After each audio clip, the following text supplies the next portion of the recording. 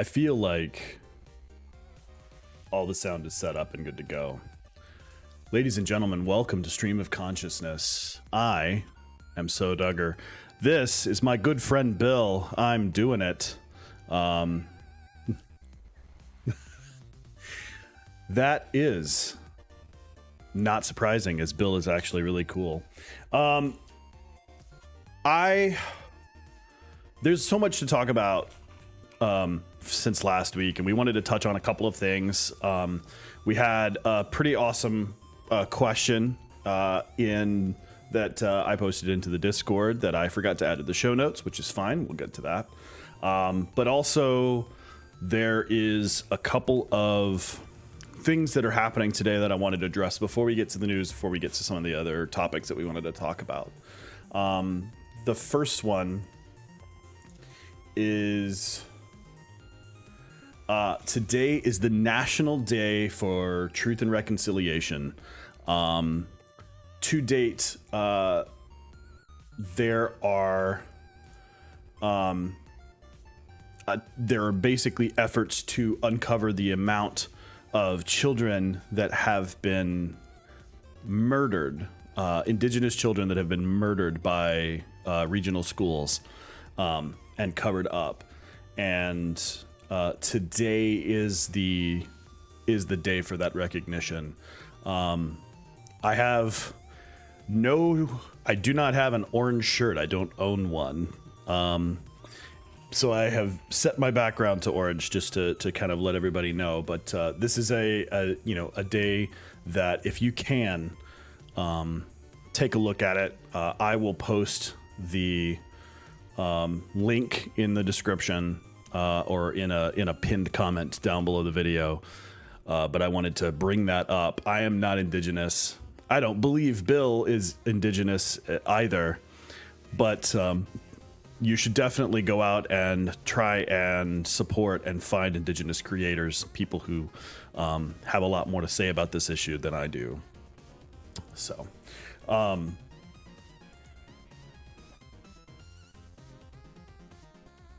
me take a look.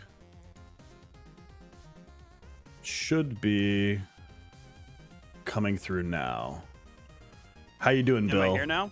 Am I here? We are. Maybe I did low-key get fired. Everybody's not going to get that call back, but you will. Was that your way of letting me know I've been let go? No, absolutely not. It seems to me that my Stream Deck software is playing lots and lots of tricks on me, but that's okay. Yeah, October, but that's all right. A month of goofs, gaffs, and spooks. Goofs, gaffs, and spooks, absolutely.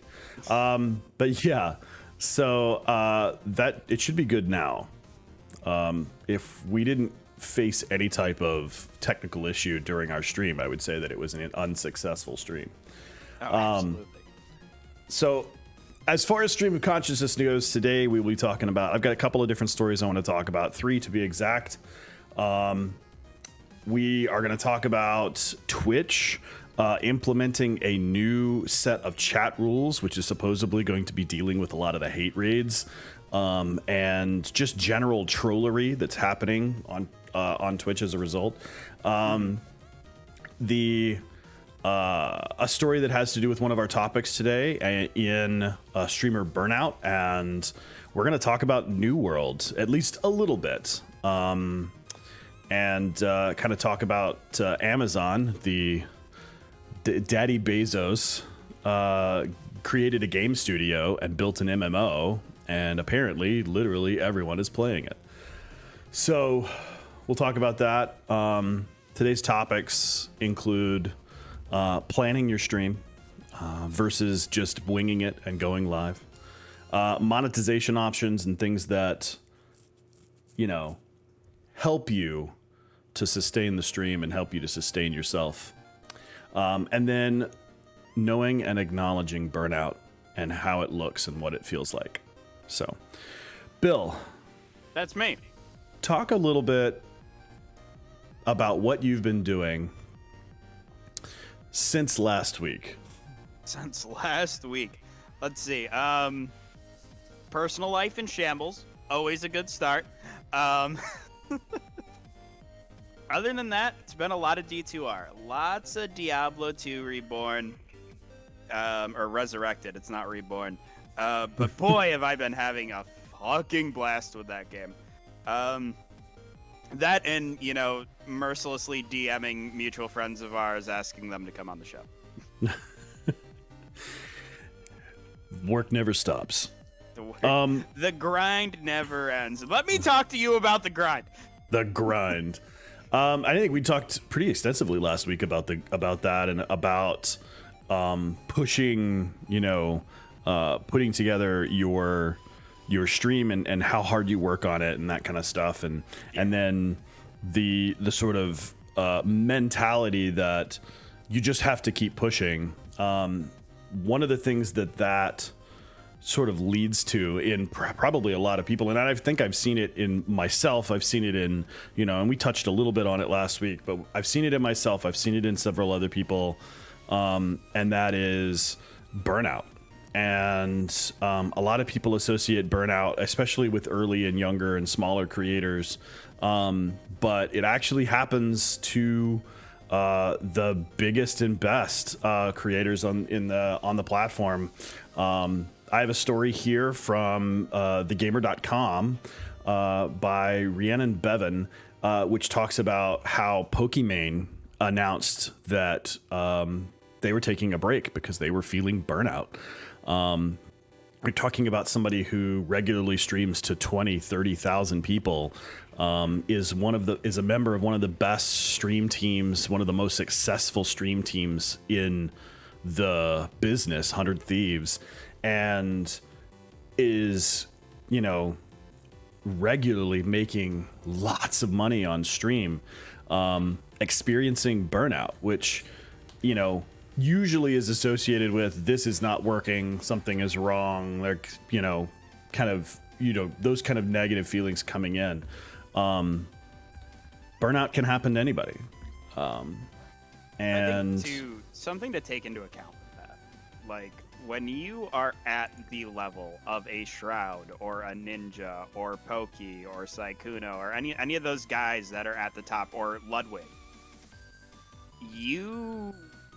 granted, I can't speak from experience, but I would imagine that the things that we feel as smaller creators who are trying to find success are amplified 15,000 times. I can only imagine how strong things like imposter syndrome and noticing those dip in viewers when you go from averaging 60,000 to averaging 45,000, when this is your primary revenue and this is how you live. Those numbers matter at so much more of an intense level. Like, for you and me, we obviously we cherish what we have. That's not to sell anybody short in any of our communities. But it is very regular for us to see those fluctuations because the numbers are much smaller. They're much more immediately noticeable when you go from 10 people to 5 people.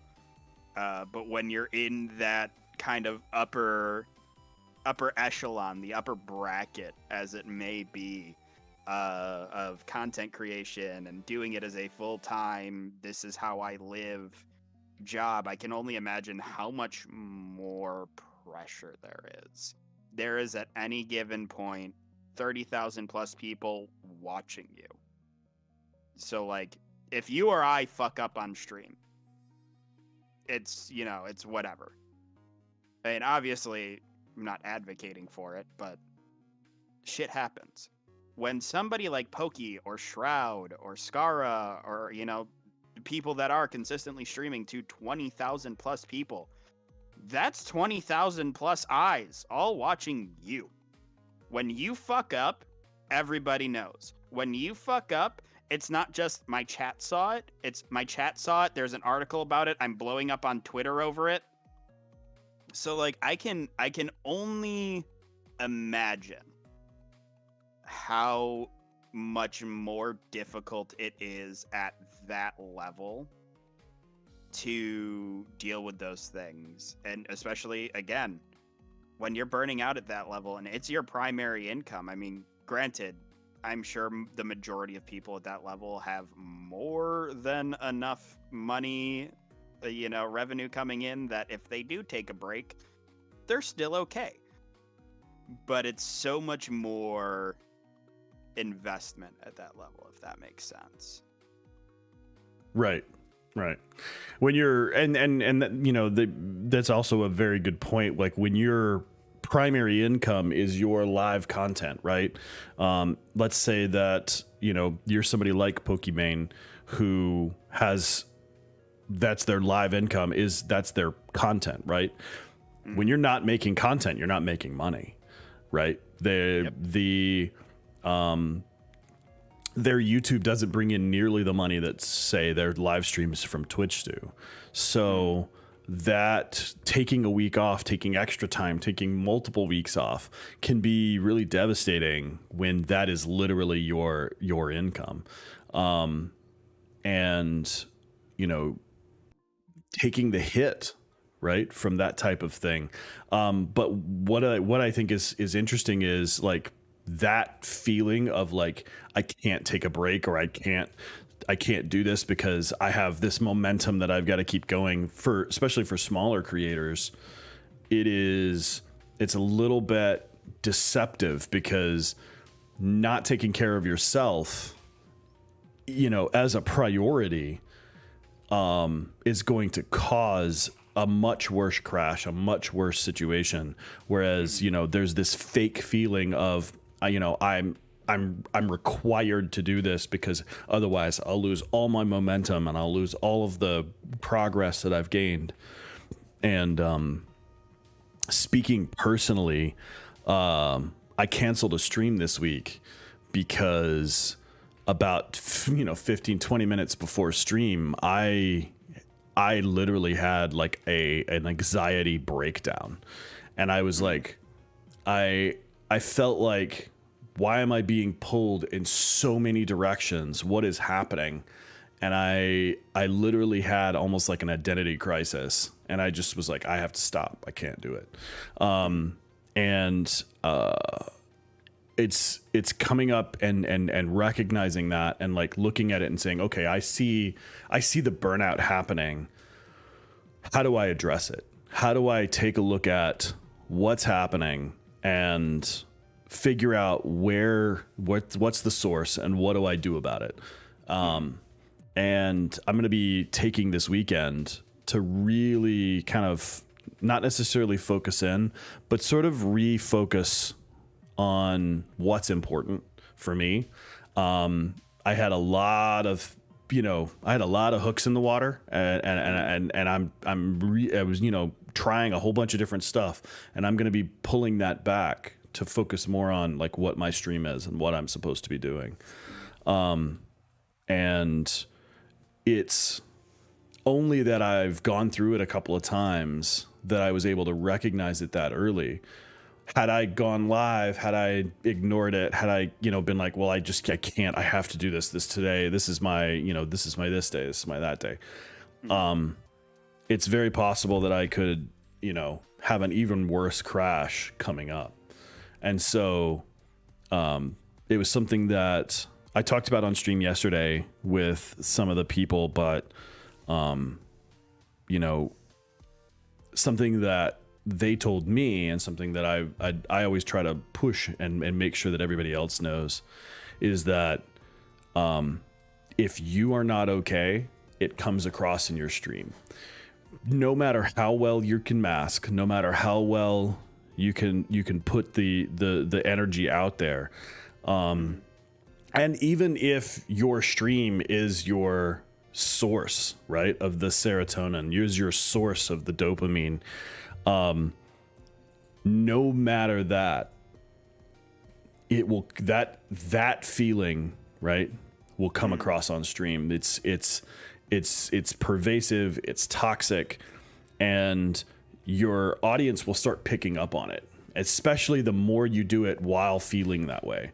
And they will absolutely pick up on it. And the silly part is it's a self-defeating cycle. They pick up on it, and nobody wants to be, you know, in that situation, right?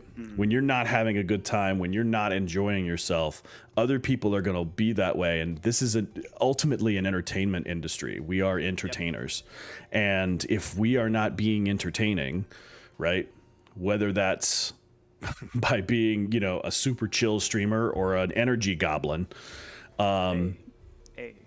then I take offense to the tone you just took up with energy goblin, Duggar.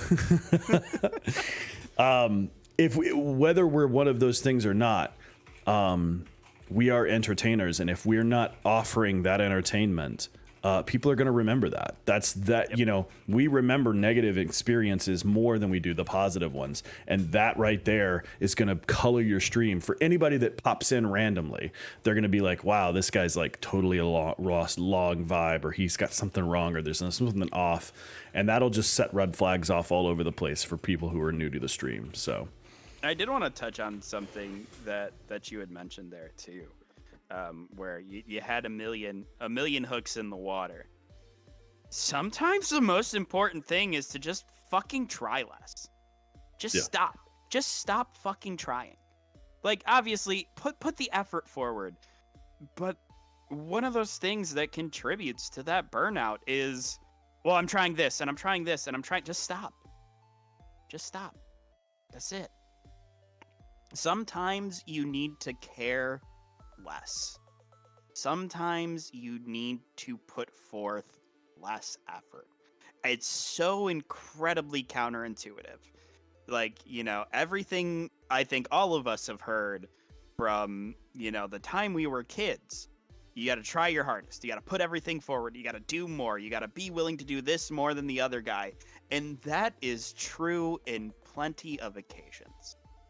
Sometimes you reach that point where you're trying and you're trying and you're trying and you keep trying and you keep pushing and you're just fucking killing yourself. Sometimes the real key to it is just not. Just don't try. Go have fun. Put a smile on your face. That's where I found my success. Well, I use success lightly, but what I define as success...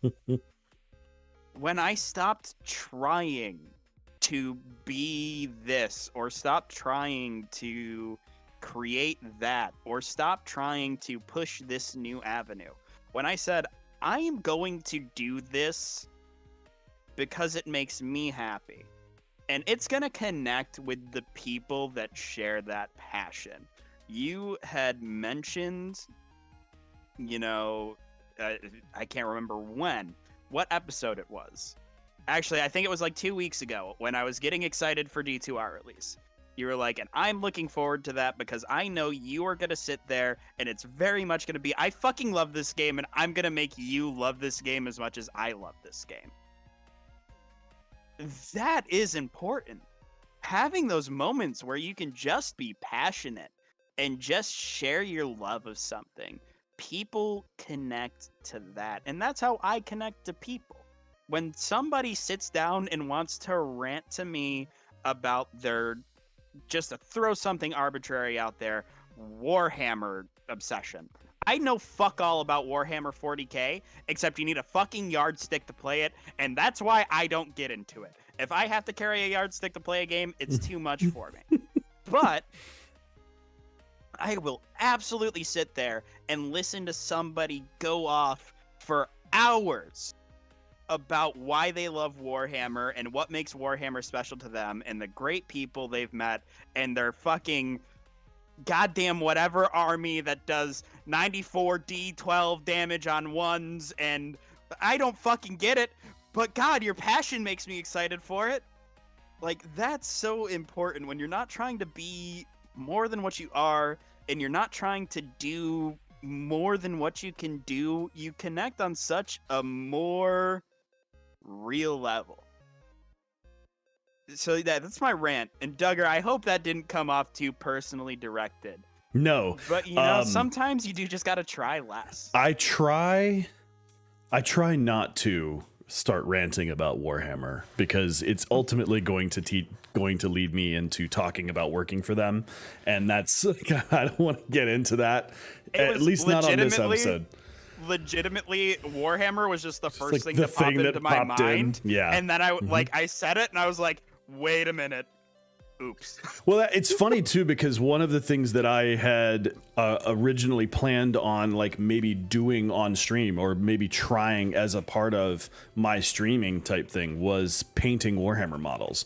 I have so many unpainted models and so much, things left to do. And I've got all this stuff that I bought while I was working for the company because it's, a ridiculous discount. And so you acquire like fucking rooms worth of shit. That was the joke in the office all the time, was that everybody has a room dedicated in their house, an entire room in their house dedicated to all the shit that they have that they'll never build or paint. But yeah, so I like what you're talking about is that situation where like you're trying to do too much. Just do like one thing.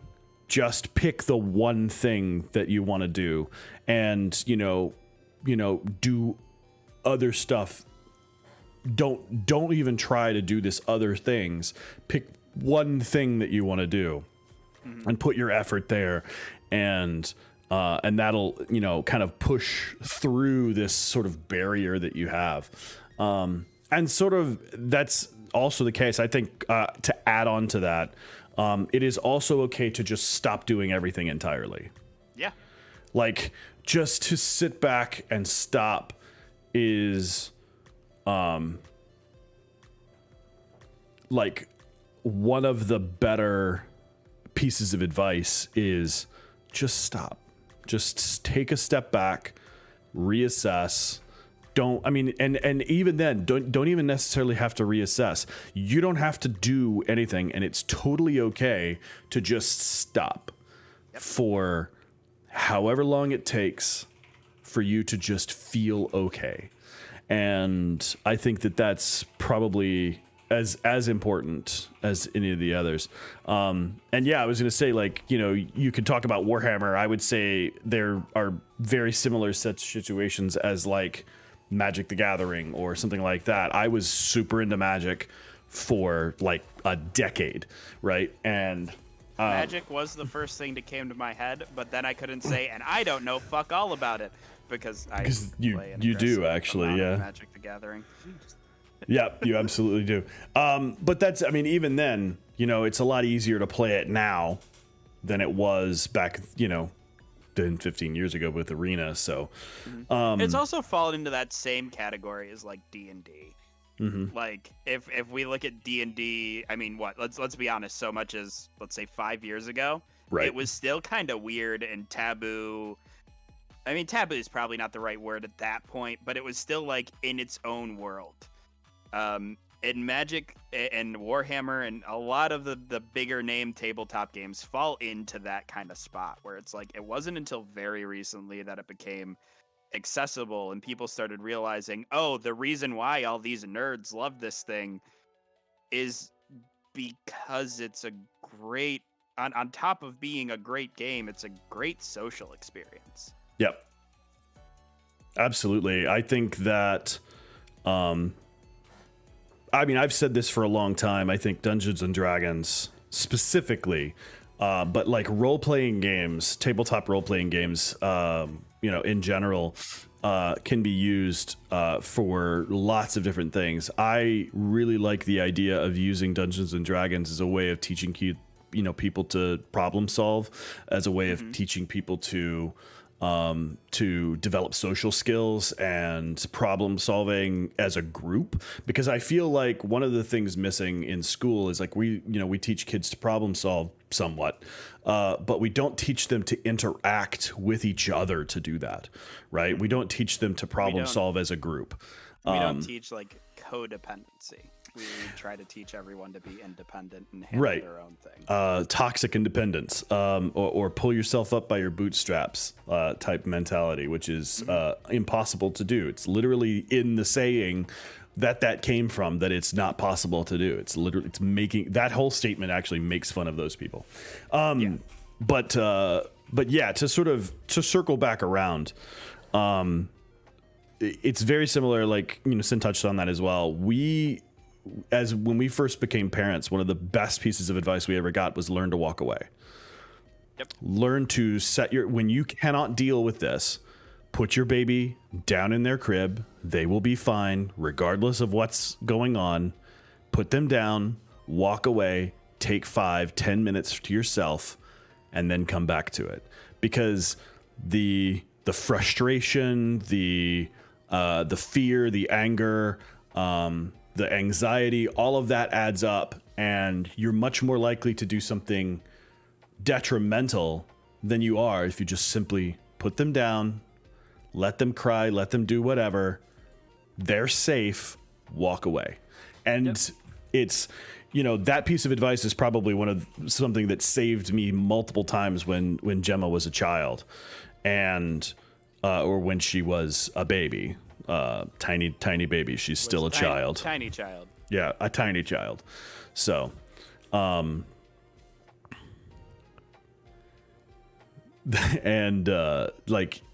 it was definitely a situation, and I think that streaming is a very similar venture. Like, we are cultivating, we are creating something, and if it is becoming a situation where me being in contact with this thing becomes toxic to me, I need to just walk away from it for a set amount of time. So that's definitely something that, a piece of advice that I like to do on that. And, and that's according to the story and according to the situation, that's kind of what Pokimane did. Was they took 2 weeks off from streaming and just hung out with their family, and were not only away from the streaming house that they live with, with all the other people that are in that house, but went back and lived with their family for a couple of weeks, and it was just a complete separation from social media and complete separation from all of the other stuff. So, again, even the biggest creators out there still feel it, and it's almost the best thing to do is just to walk away, reset, figure out what you want to do, maybe refocus. So to move on to the second story of the week, the combating chat trolls. So Twitch implemented, I just pulled this story up. This is actually from soDugger.com, by Anthony DeMoro. It is Twitch reportedly to provide better chat control for streamers. They've been in damage control amidst the run of hate raids that have dominated the headlines over the course of the last few months, and now they are reportedly working on improving the control that streamers have over their chat. Now, I haven't had a chance to delve into a lot of the new controls, but according to reporter Zach Busey, Twitch is working on giving streamers more control of who can participate in chat and their live streams. These controls allow streamers to control based on their chat based on phone and email verification. So now you can actually set your chat that to people who can only use people can only chat in your room if they are verified accounts, which will severely reduce the amount of bots. Supposedly, right? Now, there is technically an idea that all these different bots can just get Google numbers and verify through Google numbers, but you're literally talking about hours and hours and hours and hours and hours. And people who create or batch create bots like that, who batch create the accounts, are probably not going to take the time to register 10,000 bots, right? The ease of access of creating the account is part of the reason why they were able to do this so well. Now that you have to verify your chat, it kind of makes it there. I mean, you're still not going to get rid of all trolling. It's just not. There are some people who are truly dedicated to it, and there might be an exploit or a way around this at some point that we'll have to address. But this is a huge deal as far as combating hate raids. It would be nice if Twitch was much quicker on banning the people responsible and finding out who actually it was. But, this is something that we kind of have asked for a little while. I think the inherent problem is that there isn't a correct answer for Twitch to give here. And I don't think enough people are thinking about that. As much as all of us are like, hey, do better, protect your creators, the real answer is, even within this solution, there are still inherent flaws.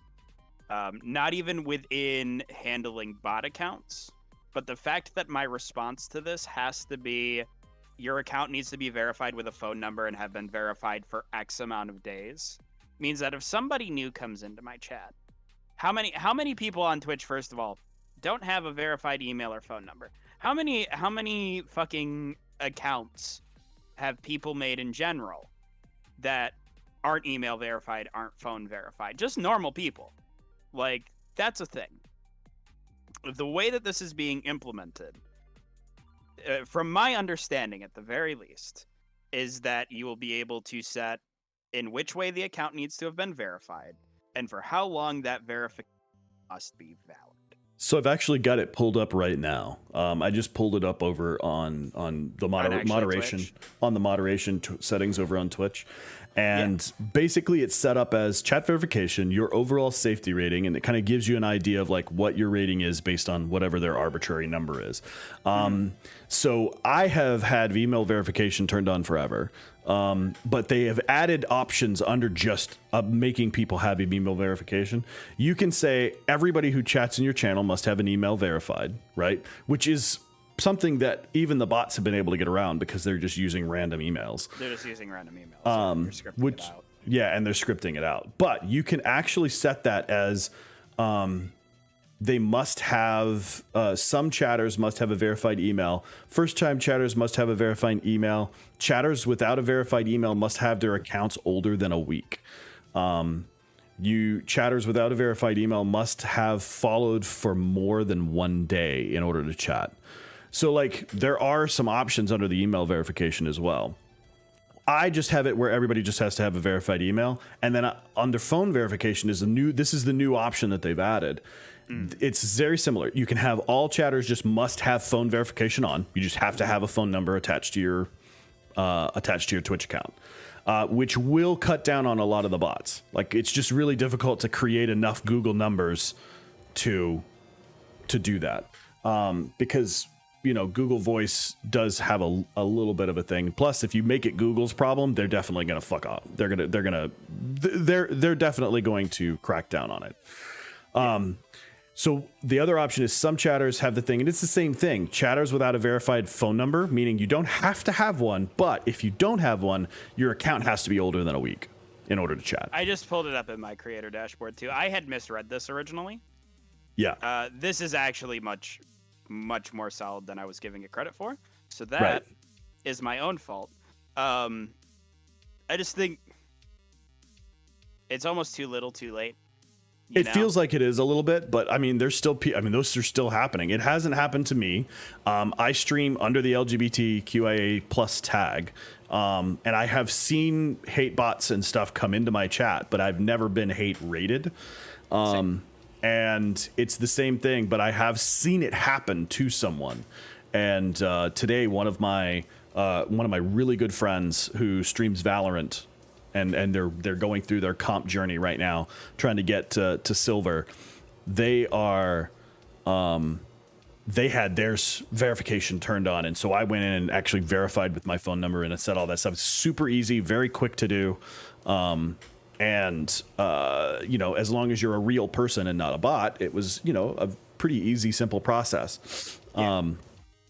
The other thing is you can actually turn verification exemption on for anybody who is a subscriber or a VIP in your chat. So somebody you set as a VIP, they don't necessarily have to have that verification on.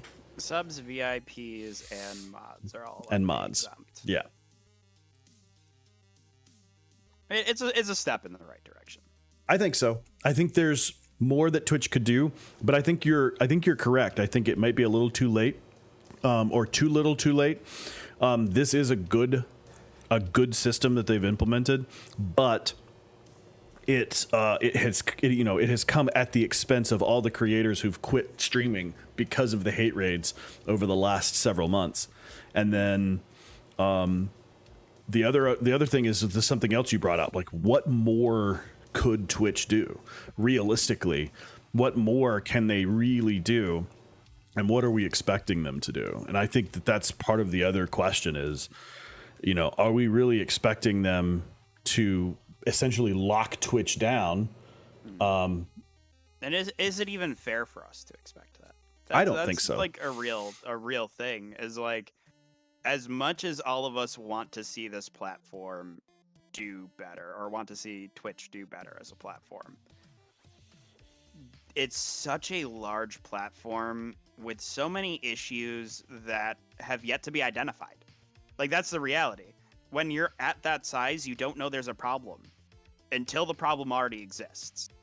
Right. Like, you can't get far enough in front of things at the fucking size that Twitch is to then stay in front of things. It's just not reasonable as an expectation, and it's totally just, it's not possible. The reality is, the stricter that Twitch gets in these things, the more it's going to impact creators to begin with. So, fixing problem A introduces problem B, and fixing problem B introduces C and D. Right.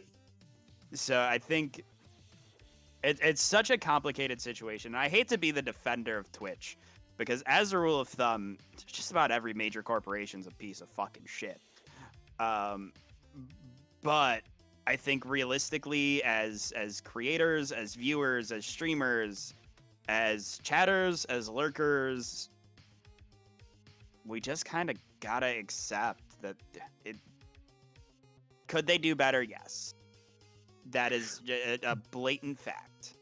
I think, and, somebody brings up a pretty good, this is, you're not going to see preemptive solutions like what you said, right? It's impossible to really prepare for what, the trolls and the people who are opposed to, diversity and opposed to those types of things on the internet are. They're going to do what they want to do, and they're going to find ways to do it. Mm-hmm. Specifically, I saw somebody in a hate raid where they were creating bots that were named like a person's address, doxing them because the names are not filtered, but like that you can't say their address in chat because it's filtered, but their names are not filtered. So they literally created bots that were this person's address and phone number and all of that. And to me, that seems like a perfectly reasonable type of thing that Twitch could address, right? But they're not going to do that beforehand. What I'm always expecting and what I expect of Twitch is to at least respond, right? That is very true. Twitch has not, I don't think to this point, come forward with a official response to, we acknowledge this is happening. Like, that would be such a great fucking step if Twitch went, look, we know this is happening. We're trying to find the solution. Yeah. A simple, we're working on it. We're working on a solution for this. And then, like, there's been individual employees of Twitch who have come out on like Twitter and stuff saying, hey, this is stuff we're aware of and we're working on. Mm-hmm. But not once has Twitch as a corporation, an as official an statement, made an official statement like, we understand that these things are happening. It is a complicated situation for us to resolve. We are working on it. That will go miles. Like, even when there was an article that came out maybe about a month ago now saying that Twitch was filing lawsuits against 2 individuals who were directly linked with all of the hate raids and all of the bot accounts that have been coming around. None of that came from Twitch. Right. 0 of that information came from Twitch. That was somebody finding it out of their own accord. Mm-hmm. And fucking pushing that to the public. Why the fuck, if you're a public entity the size of Twitch, the size of fucking Amazon, can you not make an official statement to say we are pursuing legal action against 2 individuals who we believe are connected to the outstanding problem? You don't have to say their names. You don't have to say where they're from. You have to give literal 0 information. But if you say we are pursuing legal action against 2 people who we believe to be connected to this issue, you are going to gain so much fucking headspace. This whole issue would be, I mean, still as severe, but would be much better received if there was any amount of fucking acknowledgement. Yeah. Honestly, for me, I think the best thing that Twitch could do, regardless of like legal situations and all these different types of things that maybe they can and can't say or all that, acknowledge the problem. Like officially from the company, acknowledge that there's a problem, acknowledge that they're working on a solution, and that's all they really had to do. And we got a bunch of individuals acknowledging it. We got, people higher up in Twitch. We've got Twitch partners. We've got Twitch, people who are, Twitch streamers, like specifically just streaming for Twitch.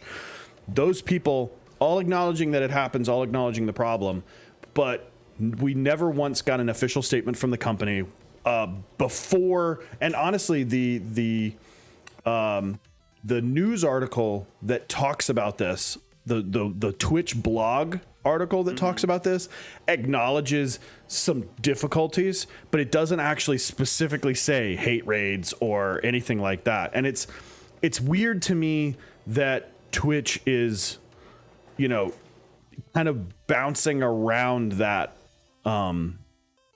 that topic, right?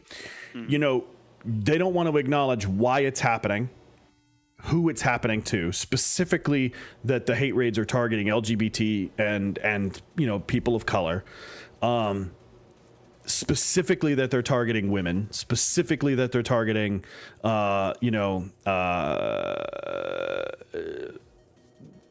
feminine and feminine presenting peoples. Those types of acknowledgments would go a long way in ingratiating Twitch so that we can put up with more shit that comes down the road, right? When they were talking about like, we need better tools for creators, we need better ways to deal with all of this hate, we need better ways to do this, they were like, hey, movable emotes. And it was like the silly thing is like, this has been going on so long, right? Like, this has been months and months now. When the whole Gootech situation happened, they pulled PogChamp off the platform within the hour. Yep. And made an official statement within the hour that they were replacing the PogChamp emote because their views did not align with statements made by Gootech, a creator who was no longer on their platform and doesn't give a shit about them. Right. When you have entire groups of people being targeted specifically on your platform, within your platform, people who are genuinely making you money, nobody outside of that, kind of top tier of Twitch is making themselves a significant amount of money when even remotely compared to the amount of money they're making Twitch. Like you or I, the amount of money that we have earned lifetime from Twitch does not touch the amount of money that Twitch makes in a month from us. Just point blank, flat out. And like, the fact that they were so abrupt to be like, Gootech said bad thing, not fucking, downplaying that situation, because that was a whole other issue, and that was the correct response to have. I have no problem with the fact that that was their response. But the fact that that is, we know they're fucking capable. Right. We know they're capable of addressing a situation, and yes, this one needs a much more intricate answer. It needs a much more developed and time-intensive answer to correct. It is not as easy as removing an image from your website. Understand. Yep. Clear. Crystal. But within an hour, there was a statement made, and they said, this is our resolution. if they at any point could say, hey, this is an issue. People are getting hate rated due to their race, their gender, their sexual orientation. We don't have the answer to it right now, but we are working on it. Immediately, I am back on Twitch's side. Immediately is probably not the right word, and on Twitch's side probably isn't the right word either.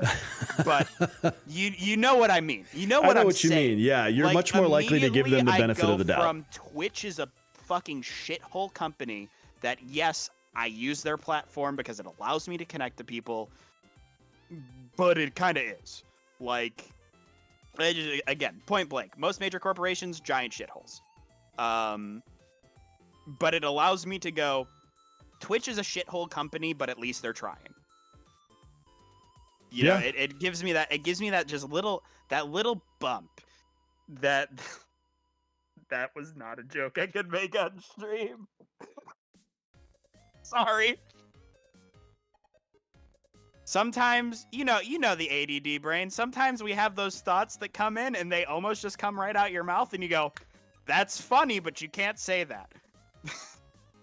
I'm glad we caught that live on camera, and my face is beet red because of it. I'm going to shut up now.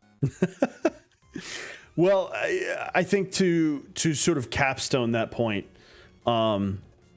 it's good that Twitch is doing something. It's good that like this news is an acknowledgement of it, at least, that there was a problem. The new moderation tools are welcome to have. We'd love to see not necessarily more that Twitch could do, but at least an acknowledgement in the future of problems like this that come up. And maybe a little bit more, being upfront from Twitch, right? Hey, we're working on something. We've got something in the works. We're going to deal with that. You know, here's some cool wiggly emotes. I mean, but the problem is, even on that tone, they still haven't acknowledged the problem. Right. I mean, they have presented a solution. They presented a solution. They haven't said that this solution is brought about by this event. Like, right. Fuck, just fucking say it. Just say it. Just grow a fucking pair. You're a major fucking corporation. You make multiple billions of dollars. Just fucking say shit's fucked up. Like, this is our step towards a solution for this fucked up situation. Instead, they're like, we're promoting better moderation and control over chat for our streamers. What it screams to me, like the blog post that they posted about it, screams to me that is, you know, a PR person with legality in tow talked about that, right?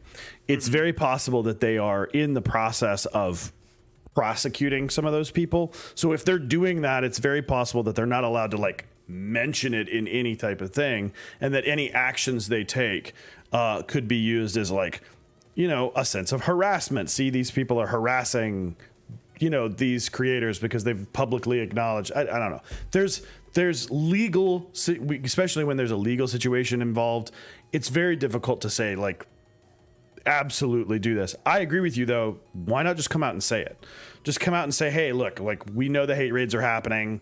We feel like this is going to help. You know, it's primarily, you know, algorithm and bot driven. So if we make it so that like the bots can't create accounts much easier and then they can't chat, you know, maybe that's it. And the other thing is maybe they've looked at like, because I have a hate raid button on my Stream Deck. Right. It locks chat down. It basically makes it where it's, you know, sub only, emote only chat.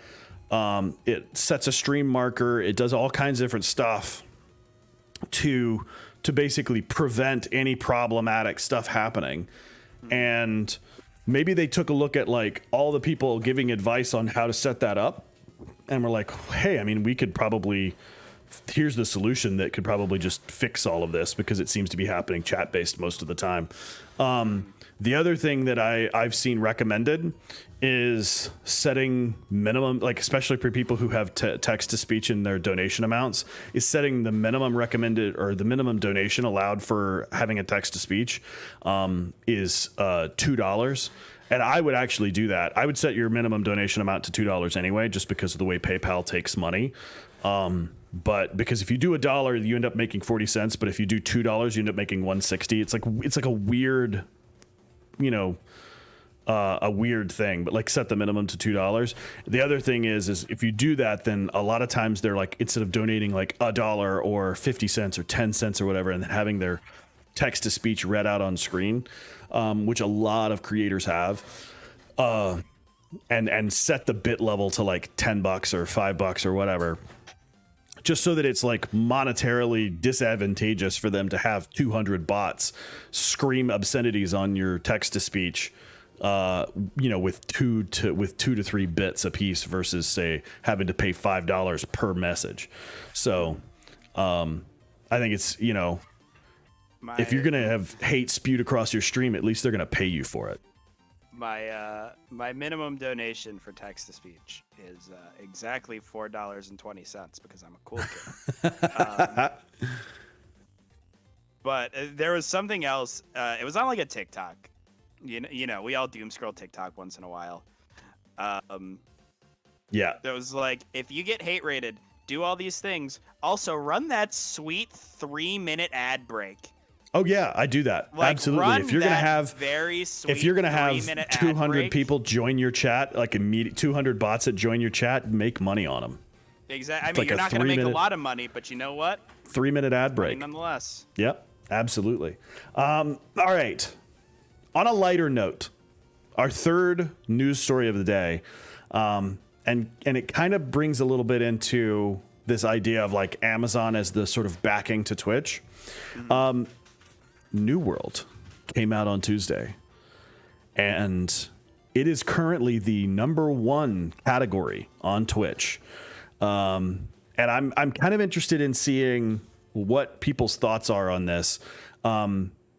Just Chatting has been the master of Twitch for, as far as categories go, for well over years. I mean, ever since Ludwig's Rise and a lot of other people who come in and basically do talk shows on Twitch rather than say play games or something like that, Just Chatting has essentially dominated the category setup.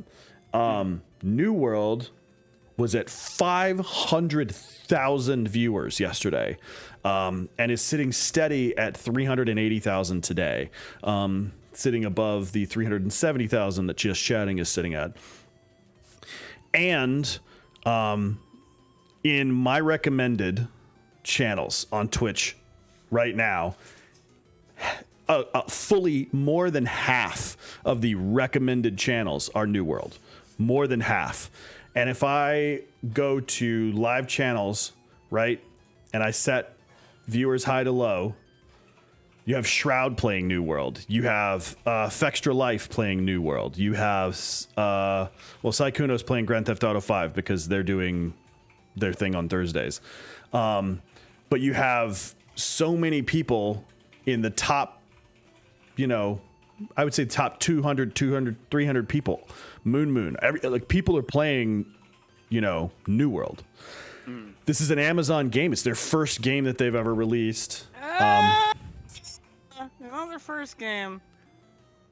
It's not their first game. We just forget about the first game. Their first game was wildly unsuccessful and died within a week. But this is their first AAA experience that they've created from the ground up.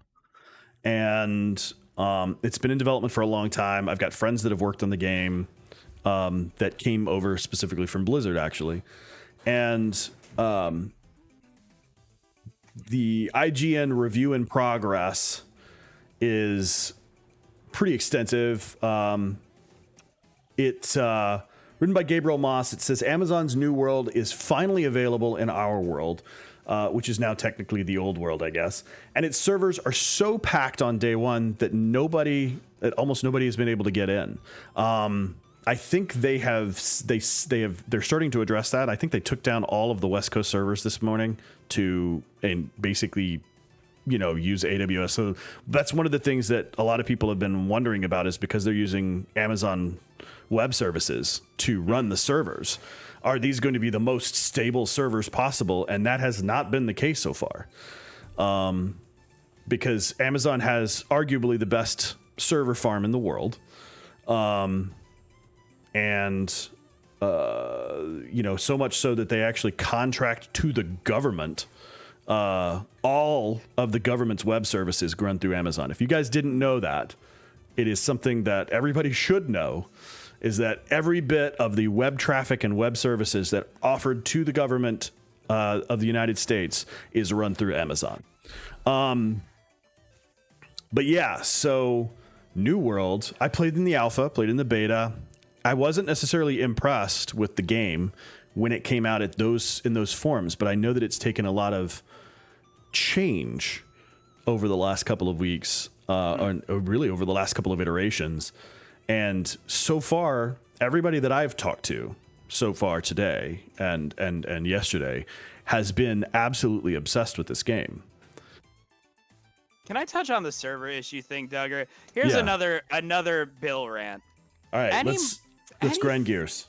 Fucking person who on day one is pissed off about server stability needs to fucking shut up. You just need to stop. It doesn't matter how great your server is. It doesn't matter how much stress testing you're done. You are still accelerating your servers from, let's say 30% to well over capacity immediately.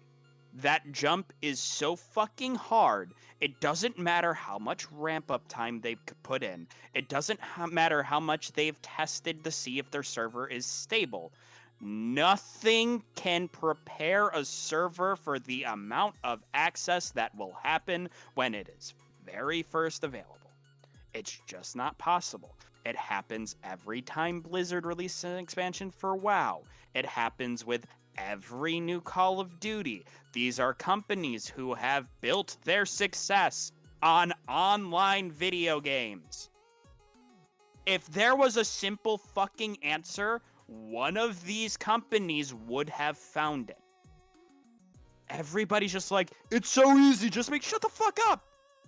Shut the fuck up! 99% of those people have no fucking server knowledge. I have no server knowledge. I'm just smart enough to go, I don't fucking know.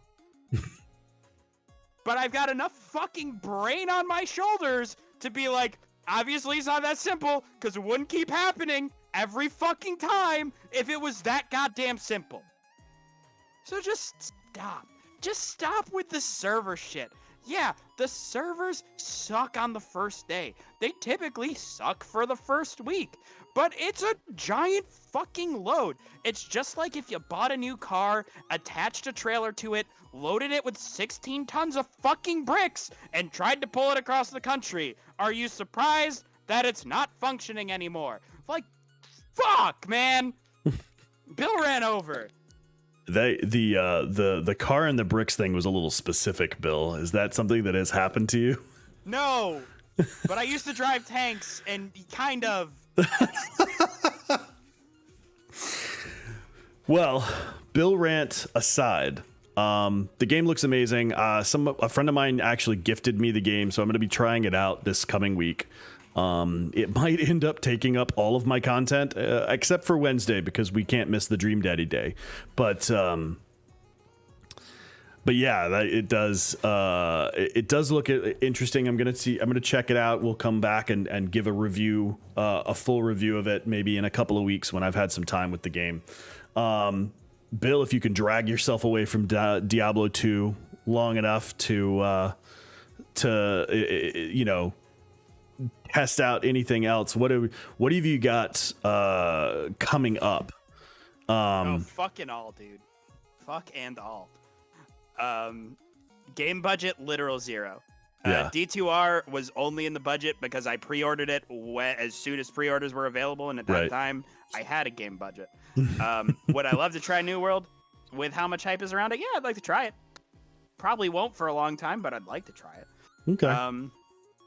What about your first love in the streaming world, Mr. Hades? How is that treating you? What do you got coming up for that? Oh shit! I didn't even realize that's what you were prying for. Yeah, we got Charity Marathon coming up in a little bit less than a month. October 21st. I'm participating in Games Over Cancer, which is a charity marathon that benefits the Canadian Cancer Society.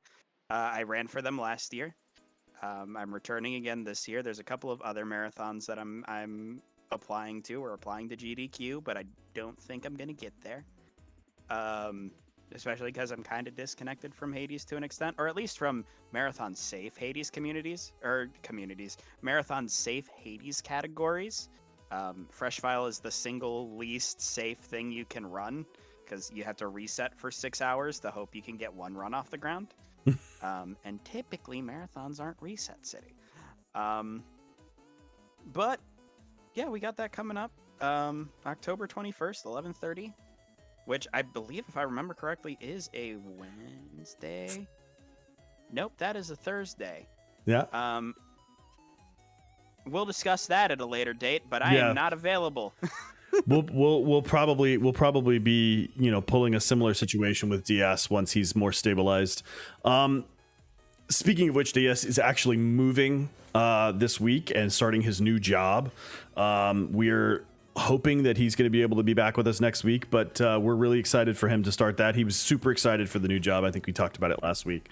Bill, for the layman's in chat, people who haven't experienced it, when you said 3-wep, when you said all-wep, when you said fresh file, tell us what those mean. Okay. I'd love to explain Hades to people. Well, 3-wep and all-wep is short for 3 weapons and all weapons, which are exactly what it sounds like. 3 weapons, we beat the game with 3 different weapons, 3 consecutive times, as fast as possible. All weapons is the same thing, except with all of the weapons. So it's 6 consecutive runs. Fresh File is the bane of my existence, and I hate it. But that is a category where we start the game from a brand new save and complete the game on the very first attempt. So typically Hades is very rewarding, and when you die, it progresses and things get consecutively easier. You get stronger, you get more things available to you as you've died more. Fresh File says fuck all of that. You're going to get only what the game gives you from the second you hit start game. And you're gonna run with it, which is incredibly difficult and frustrating, and it is the single most rewarding thing I've done in Hades, and I still can't stop playing it because I'm a fucking masochist. But super rewarding, and like being good at Fresh File, it if you are a speedrunner who can play Fresh File, you can play literally fucking anything. It's done, over. If you can clear Fresh File, you can literally run anything successfully. Yeah. I love Hades. I think it's very quickly becoming. I know it's literally game of the year for 2020 for so many people. But I don't think it beats Final Fantasy VII Remake for me for that. I think Final Fantasy VII Remake is still my game of the year for 2020. That's fair. But I would say that it's definitely top 3 for me, and it's taken me till this year, really over than just the last couple of months, that I've actually started to play it. And the sheer joy that I get in playing that game, and being bad at it, like my first couple of attempts, literally dying within a first couple of rooms of Tartarus, because I'm like, how do I move? How do I do this?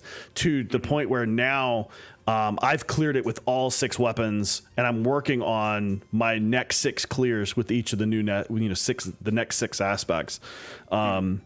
I've literally put in 100 runs so far, right? Which is baby runs when you're talking about, speed runners, but like it's a situation where it is the game has just firmly implanted itself in my psyche, and it's something that I literally do on a daily basis. Is I sit down early in the morning and play Hades over and over again.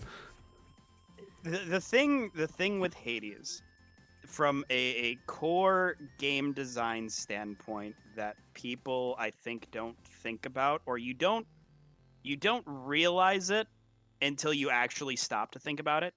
Hades teaches you nothing. Hades throws you into the game. You hit start game and you are immediately into it. It teaches you nothing. It doesn't say press this button to do this thing. It doesn't say press this button to do this. It doesn't say these are the actions available to you. It drops your character on the screen. And intuitively, just the design of Chamber 1, the design of the very first chamber of every run pulls you directly towards your goal. The design of Chamber 2 is scripted, and it pulls you directly towards your goal. You start at the bottom of the screen. Anybody who's played video games says, oh, I start at the bottom of the screen, I move towards the top. And as you move towards the top, you see, oh, there's an enemy there. There has to be a way for me to fight the enemy. And then the enemy hits you, and there's got to be a way for me to dodge the attack. And now you go, I can dash. And it does such a beautiful job of teaching you the game without teaching you the game. It's such an overlooked thing in game design. It's something a lot of classic games did really well, that today we have games that give you 7-hour-long tutorials, literally breaking down how to navigate the fucking menu. Because things are just that fucking complicated now.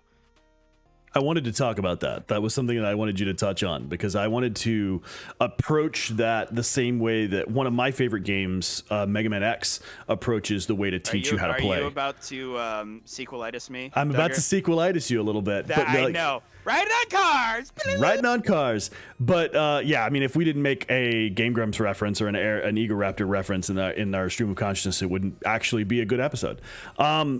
But if you guys don't notice my little Aaron head back here, yeah. Anyway, Mega Man X teaches you how to play the game in the first 10 minutes of the game. Like literally within the first 30 seconds to the first minute of the game, it's teaching you how to play, right? If you've never played Mega Man before, that game will teach you how to play it within the first 30 seconds. And I think Hades does a good job of that. I think that anybody who wants to design video games for a living should study Mega Man X specifically to learn how to make a game and to learn how to teach the player how to make a game. And I think Hades can be added to that conversation in that this game teaches you how to play it within the first 30 seconds of the game. It teaches you what to do, what not to do, what to avoid, how to do this. And it doesn't do it by putting a fucking fairy that says, listen, hey, listen all the time to try to like force you into a specific play style. It will beat the play style into you. And it's brutal, and it's very similar to the way that like Returnal does it. And I think that Returnal and Hades are actually really similar games. In fact, I think the people who made Returnal like took notes from Hades specifically on how to do certain things. But like that game is brutal, and it will beat you into playing the way they want you to play with each aspect. But as you get better, you can kind of branch from that. Like early on, you have to play the way they want you to play. Each aspect plays differently. And when you're playing with the sword, especially in the first file, in the first clear, the way they want you to play is very specific. But like as you get better at the game, as you learn the mechanics better, as you learn the game better, you can start kind of adding your own style to that. And actually, because you understand a little bit better, it's such an intuitive game. I would absolutely recommend for anybody who wants to get into game design, anybody who wants to get into like how to do level design, how to do, those types of things. to study Hades, study specifically the first encounters in Tartarus over and over again in how to set up and introduce a player to your game. The same way I would say the first level of Mega Man X, the first couple of sections of Returnal, those are absolutely masterpieces in teaching the player their limits and what they're allowed to do. So to be clear, Fresh File was intended to not be a thing. The devs had said they wanted to be possible. They didn't want it to be very possible. It took a bunch of people who wanted to break the game and just wanted to prove that it could be done to find the way to do it. But there is a video of Vareem, who is a very good friend of mine. He was the first big Fresh File runner. He's a huge name in the community. He's run Hades at GDQ. If there is a guy in the Hades community, it's Vor. There's an IGN devs react to Vareem's first Fresh File clear. 24 minutes, right? I think it was something like that. I believe his first clear was somewhere in the 24 to 25 range. Yeah. And they literally at one point were like, I mean, we included a special voice line for if you managed to meet your dad on the first run, but we never intended for people to actually be able to do it. And you could see they even in the design process, listening to their reaction to it, you could tell they never thought of the things that were being done and what has become the Fresh File meta. Because they see the first boon pickup, which makes sense if you're trying to clear. It's the safest boon on the screen. It's one of the best boons in the game. And then you see them react to the second one, and they go, huh, that makes sense. It's a second Athena. It's Athena special, and it unlocks a prerequisite for a boon called Merciful End, which is just one of the best raw damage boons you can get in the game. And then they see the Ares come up, and you hear that moment in their commentary where they were like, smart guy. That's when they realized that not only was it doable, it was consistently doable if things lined up. Yeah, I think it was interesting. I was watching that before, and I watched the whole video, and they were talking about in the design process, they were talking about how their initial design was you cannot do it in one run. You cannot do it initially. And then they were having some designers and people internally test it, get to dad, right?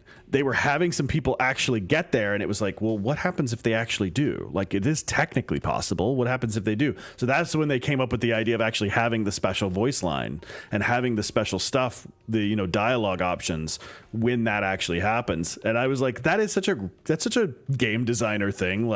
You don't actually realize that people are going to break your game until you put it out there and until it's been broken.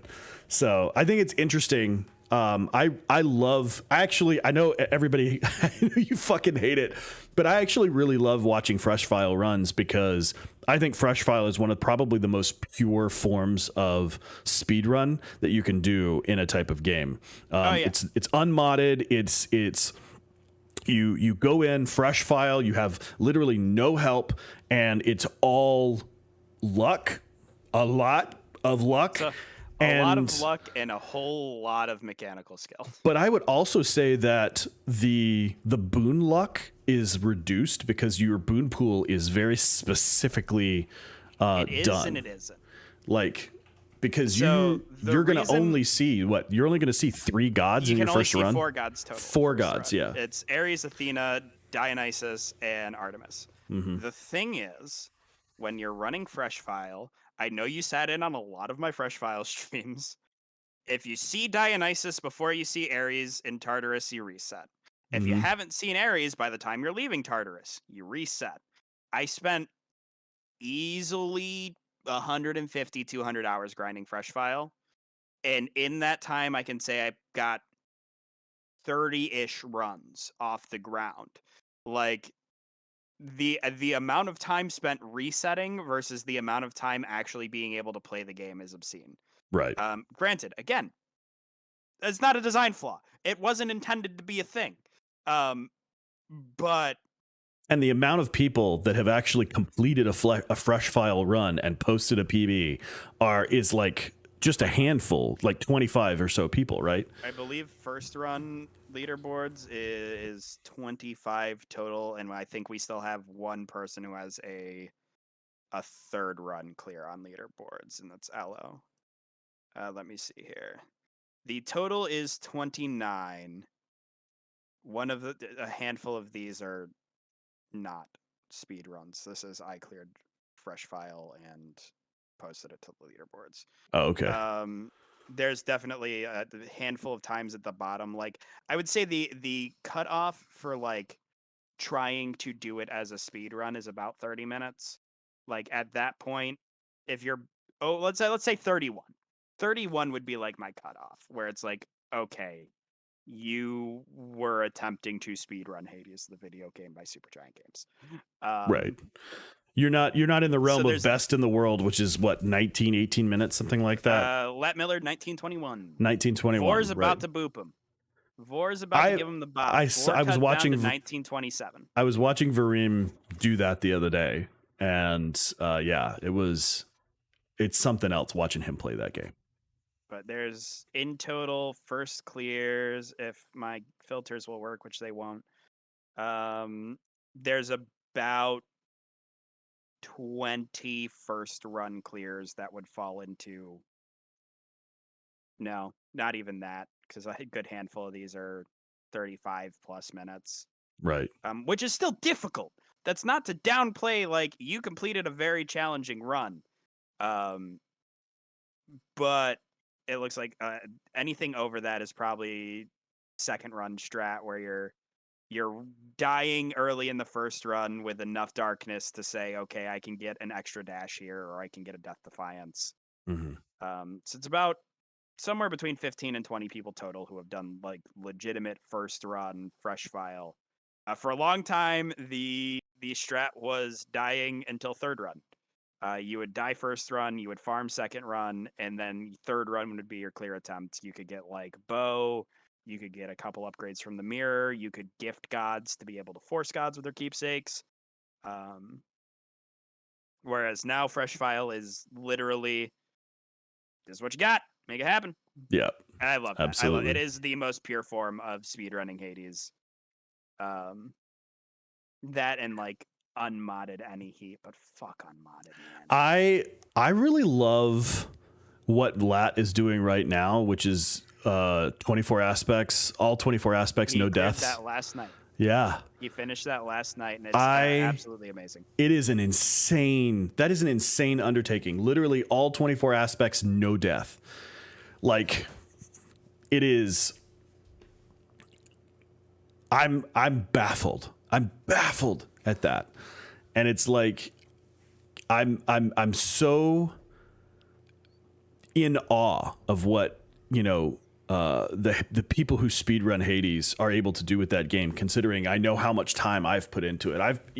I've put in, almost 100 hours playing that game right now. And I know that there are people who look at that number and be like, haha, that's nothing. And it's like, it really is. I know the people who put thousands and thousands of hours in, but like having put that much time into a video game, I can appreciate sort of the skill and the sheer focus required, and honestly the tenacity required in like resetting and keeping doing over and over and over and over again. But I've also found myself sitting down and like playing Hades for like 5.5 hours, just not even streaming, just on my own, just like playing the game. And it's like that game sort of pushes you to try that next attempt, to try that next time, right? That next run. Maybe I'll get a little bit stronger. Maybe I'll do a little bit more. And it is very good at feeding the just one more mentality. Mm-hmm. Just one more time. Just one more. Just one more. And then you stop and realize that just one more has been 17 more, and it's now 6 in the morning, and you have work in 2 hours, and you've been playing since 9 p.m. last night. Absolutely. That's where I started. I missed that. I missed that so much, and it's part of the reason I've fallen out of love with the game, is because it's lost that wonder for me. Hmm. Not to say I don't still love the game, but it's part of the reason I don't play it as much anymore. Is like, it's why every time somebody's like, "Should I get Hades?" I don't think twice about it. Absolutely, you should get Hades. Like, not even a second thought. If you enjoy video games, play fucking Hades. It may not be the game for you. Like, that is understandable. There are plenty of people out there that will not enjoy Hades because it is difficult. It is repetitive. It rewards doing the same thing over and over again. And for some people, that doesn't do it, and that's cool. But if you enjoy a wonderful art style, if you enjoy fucking beautiful voice acting, top notch writing, and a very smooth combat and everything, fucking play Hades. Play Hades, play Hades, play Hades, play Hades, play Hades. Like, I cannot speak highly enough about it. And everybody at Supergiant that I have ever interacted with are some of the most beautiful and wonderful human beings I've ever had the pleasure of speaking to and working with. Fucking getting to like briefly speak with like Logan Cunningham, who is one of the main VAs. Being able to work with Greg Kosovin, who is the creative director. He did all of the writing. He is the reason we have these characters. Being able to speak with him about the Iliad and Greek myth and his love for that was so incredibly cool. Every interaction I've ever had with a member of Supergiant has been the most pleasant and wonderful thing ever. I think I really love the company. I had a chance to play like maybe a couple of hours of Bastion, and I've put some hours into Transistor as well. I haven't played any of Pyre, but I've heard it's really, really good, especially if you like strategy style games. But the vast majority of my time in Hades has really kind of led me to really liking them. I'm excited to see what's going to come next for them. I really just like admire the dedication that they have to their fans. Like the devs and the people who, have created that game are so accepting and acknowledging of the speedrun community. They're like, you could tell that they're fans of, like, not just that they're fans of the game that they've created, but that they're fans of the content that their game is allowing other peoples to create as well. Like, something else, man, we really turned this from talking about stream to me ranting about Hades, but I don't give a shit. I fucking love this game. It's a great game.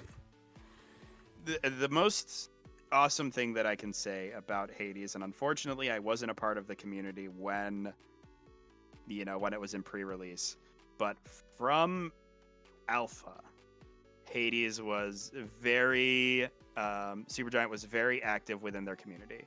Hades was very early dev cycle, early access, and immediately came to the community and the people that were playtesting it and going, what do you guys think we should do? What improvements do we make? What seems out of balance? They were very communicative and open, and just, they were willing to take any amount of criticism that the community was getting in order to deliver the best product. Like, if you go back and watch early Hades content from when it was pre-release, it is such a drastically different game than it is now. And the fact that they were willing to put an unfinished product to the public and say, what can we do? A lot of the guys in the speedrun community have direct lines of communication with that dev team from that time, because they were invested in saying, we know what we want, and we want to make sure that we deliver on what you guys want as well. And that is 100% what, like, won me over to Supergiant Games. Was like, that's such any project. This fucking show that we do every week is such a thing of our passion that it is. If we had tried to share this with people when we were conceptualizing it, and we literally just started telling people, hey, we're going to be 3 dudes who make a podcast every week and talk about things. Like, it's so hard to be that vulnerable and say, this is my baby. What will you change about it? And I find it so amazing that they were willing to do that. Absolutely. Definitely a thing. Not to completely derail we've already completely the derailed. Hades discussion. We derailed to Hades. Not to completely derail the Hades discussion. But I think it's fine. And honestly, this show is really more, not necessarily more about us as streamers and streaming in general. The show is really about our passions. And one of the things that we wanted to do when we first started kind of talking about and conceptualizing what we were going to be doing here was, it felt like, our passions are streaming. Like we all love to do it. We have different experiences. DS has been streaming for a long time. You've been streaming longer than I have. And we've all seen different levels of success. And we all have our different styles and our different sort of, methods and things like that. But I think that one of the things that we have in common is that we really enjoy streaming. We really enjoy this form of media. But the other part of this show is not just talking about our obsessions with, streaming, but also the things that we love while we do it, right? The fact that, as a Hades streamer, you basically kind of grew up in that community as a streamer, and it has not only has it sort of encompassed the game that you love and have put so much time and effort into, but it's allowed you opportunities to grow as a streamer because you've done things like charity streams. You've done things like special heat stuff, like basically hyper delivery and things like that, where you've been able to like actually come in and like host some of those events for the community. And it's one of those things where, like, right now it's Hades is the game that has sort of kind of centered your stream around. But you were so passionate about that game because it's a good game, because you love it. And then that love comes across on your stream and everybody else feels the same thing coming from you. It's the same way that, like, for example, I love Final Fantasy. It was one of the first games that I started streaming on my platform. It's something that I'm very passionate about. I have an opinion about every Final Fantasy game. And you could literally talk for hours about it. And, it's one of those things where, like, if that were, it comes across. I developed most of my audience by playing Final Fantasy X, by playing Final Fantasy 12.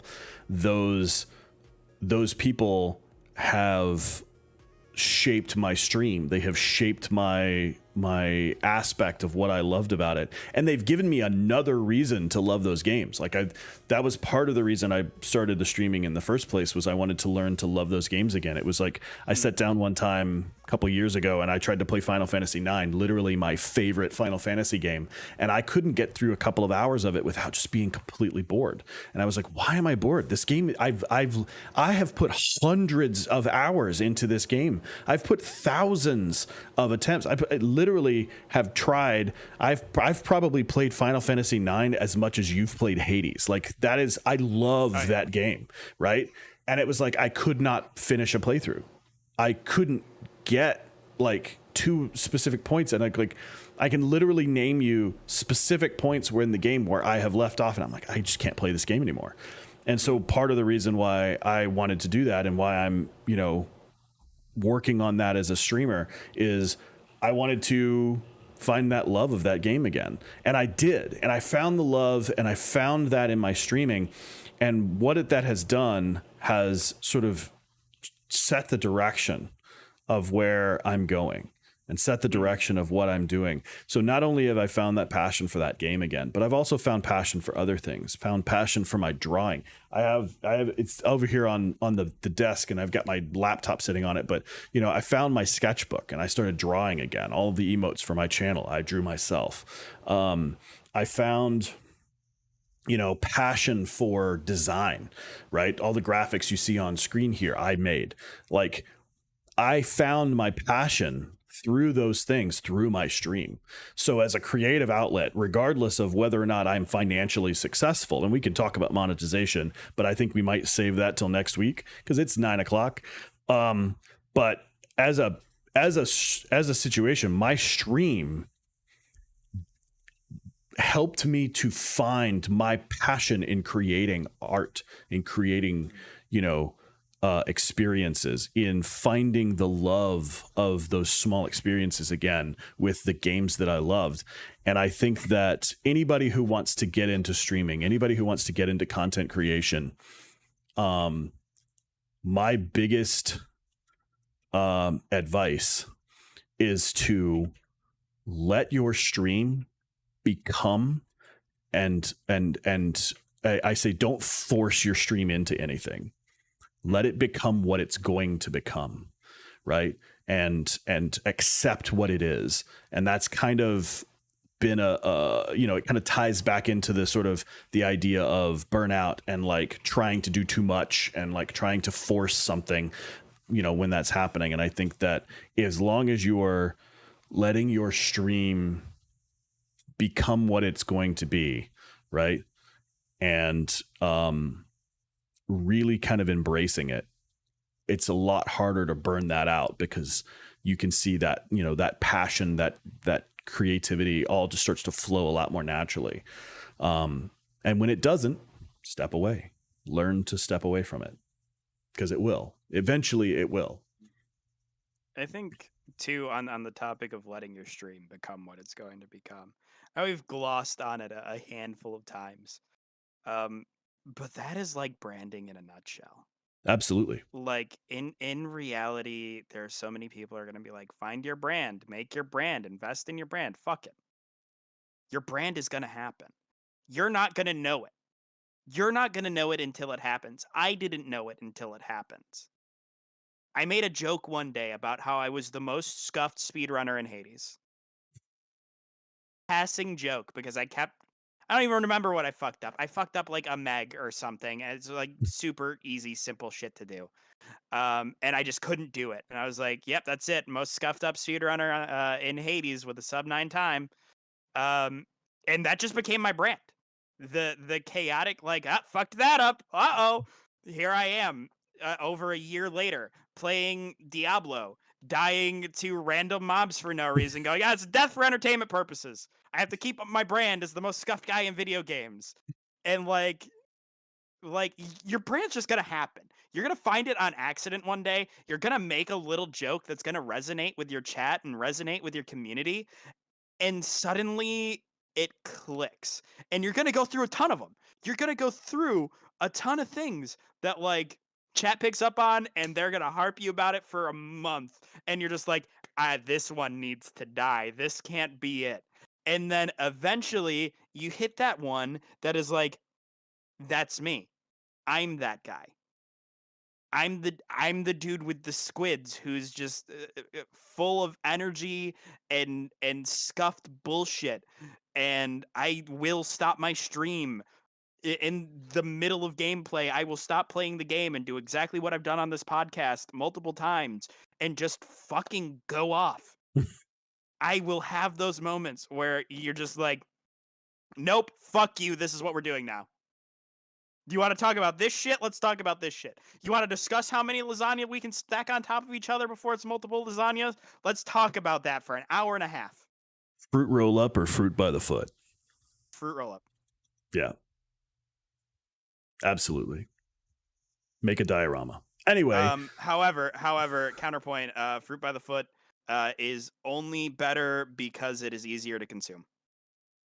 Fruit by the foot comes off of the paper easier. That's true. So it's has less the wax of a pain paper in the ass. The like little like film thing they do for fruit roll-ups, pain in the ass. It always gets stuck together. Half the time you rip your fruit roll-up into like 19 pieces trying to get it off. I would say the wax paper is a better plan than the cellophane. Like, absolutely. Yeah. Like if they implemented wax paper into the fruit roll-up versus the cellophane, be a better product. Oh, 100% without a doubt. Yeah.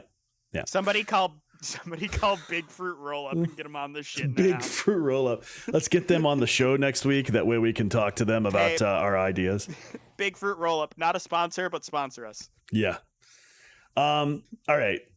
So, random things aside, branding yourself is going to happen regardless of like your intent. Branding is going to come whether you want it to or not. There is a conscious effort a lot of times to try to set up a brand or try to create a brand.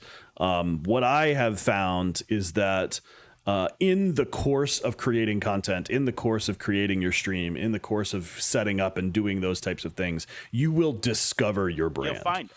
Right. It'll happen on its own. You'll definitely find it. I think that the focus should be less on brand creation and less on sort of like the marketing and like the sort of college level marketing aspect of your stream and creating your brand. Like that should probably come in when you have an establishment of what you are, like when you figure out what your niche is, when you figure out what your brand is when your merch happens. It's when, you know, people like actually want to buy things from you, when they want to do those kind of things. That's when your brand can actually happen. The moment when you're making enough money or you're making enough through your monetization that you need to set up an like, you know, a sole proprietorship or an LLC or some form of corporation in order to like, you know, have a degree of separation from the entity that is your stream. So like those are very specific things that you do once you've hit that point. But and I think that, you know, it's very important to know how to do those things. But I think the more important thing, especially in the mental aspect of it, is just to create the content that you want to create. Be, you know, the streamer that you want to be, and your brand will just sort of happen. Right. It will just sort of fall into place. Trying to force something, unless you're like literally a marketing genius who has a big degree in it, trying to force something. And even then, like having something forced like that. Marketing geniuses fuck up all the time. Even they fuck up all the time. Like, does anybody remember fucking New Coke? That was a horror show. But like Crystal Pepsi. Hey man, let's not besmirch the Pepsi, the blue and the Crystal Pepsis. I will die on that hill. Especially after I've drank all the Crystal Pepsis, I will die literally. Will literally be dead on a hill. I will literally be dead on a hill. But yeah, so branding is important, right? Because if somebody says your name, like if I walk around and I say, you know, anybody in the Twitch community and I go Shroud, right? Everybody knows who that is. If I say Ninja, people know who that is. And the thing is, that's his brand, right? But you like interact with Ninja or Pokey or any of these other people that have these like large brands, right? You interact with them outside of their stream, then they are not necessarily their brands. I love to use Game Grumps as an example, right? Because we're on YouTube right now, and one of the larger creators on the YouTube is Game Grumps. Aaron Eagle Raptor created Game Grumps in 2012 along JonTron, and you know Dan came in 2013. So like those creators, Game Grumps is their brand, right? But Aaron is not the same person outside of his show that he is when he's performing. So it is a performance. And it's very similar to like Asmongold or say Towley or, you know, Shroud, Ninja, Pokey. They are performing, and their brand is specifically that performance. And so if you met Aaron at, say, a function, he's not going to be the same you know, angry, hates on Sonic gamer that he's going to be in his videos. Um, he might be very similar, but that's just going to, that's a thing. That persona, that thing happened as he was creating. Like, he may actually be that angry all the time, but that's not that's not what he puts forward. That created out of, necessity from their system. If you watch early Game Grumps stuff, you can see that it was kind of scattered. There was all kinds of different content that they were creating. Versus now, it's very streamlined. It's very much a back and forth bantery type of game. Whereas before, it was very reactionary style, and it's kind of developed into a brand now that's much different than it was when it first started. And I think that's something that's to be said. A great example of somebody who's very specifically developed their brand, very specifically targeted it, would be, say, Harris Heller in Alpha Gaming. Harris was a big time Viner. He's a musician. He's, he had a huge following through Vine. Vine died, and musically took all of those people and eventually created TikTok. But it was, he lost his entire sort of creation aspect. Then he rebranded himself using Alpha Gaming as sort of the stream doctor, right? Mm-hmm. And that was a very specific targeted move.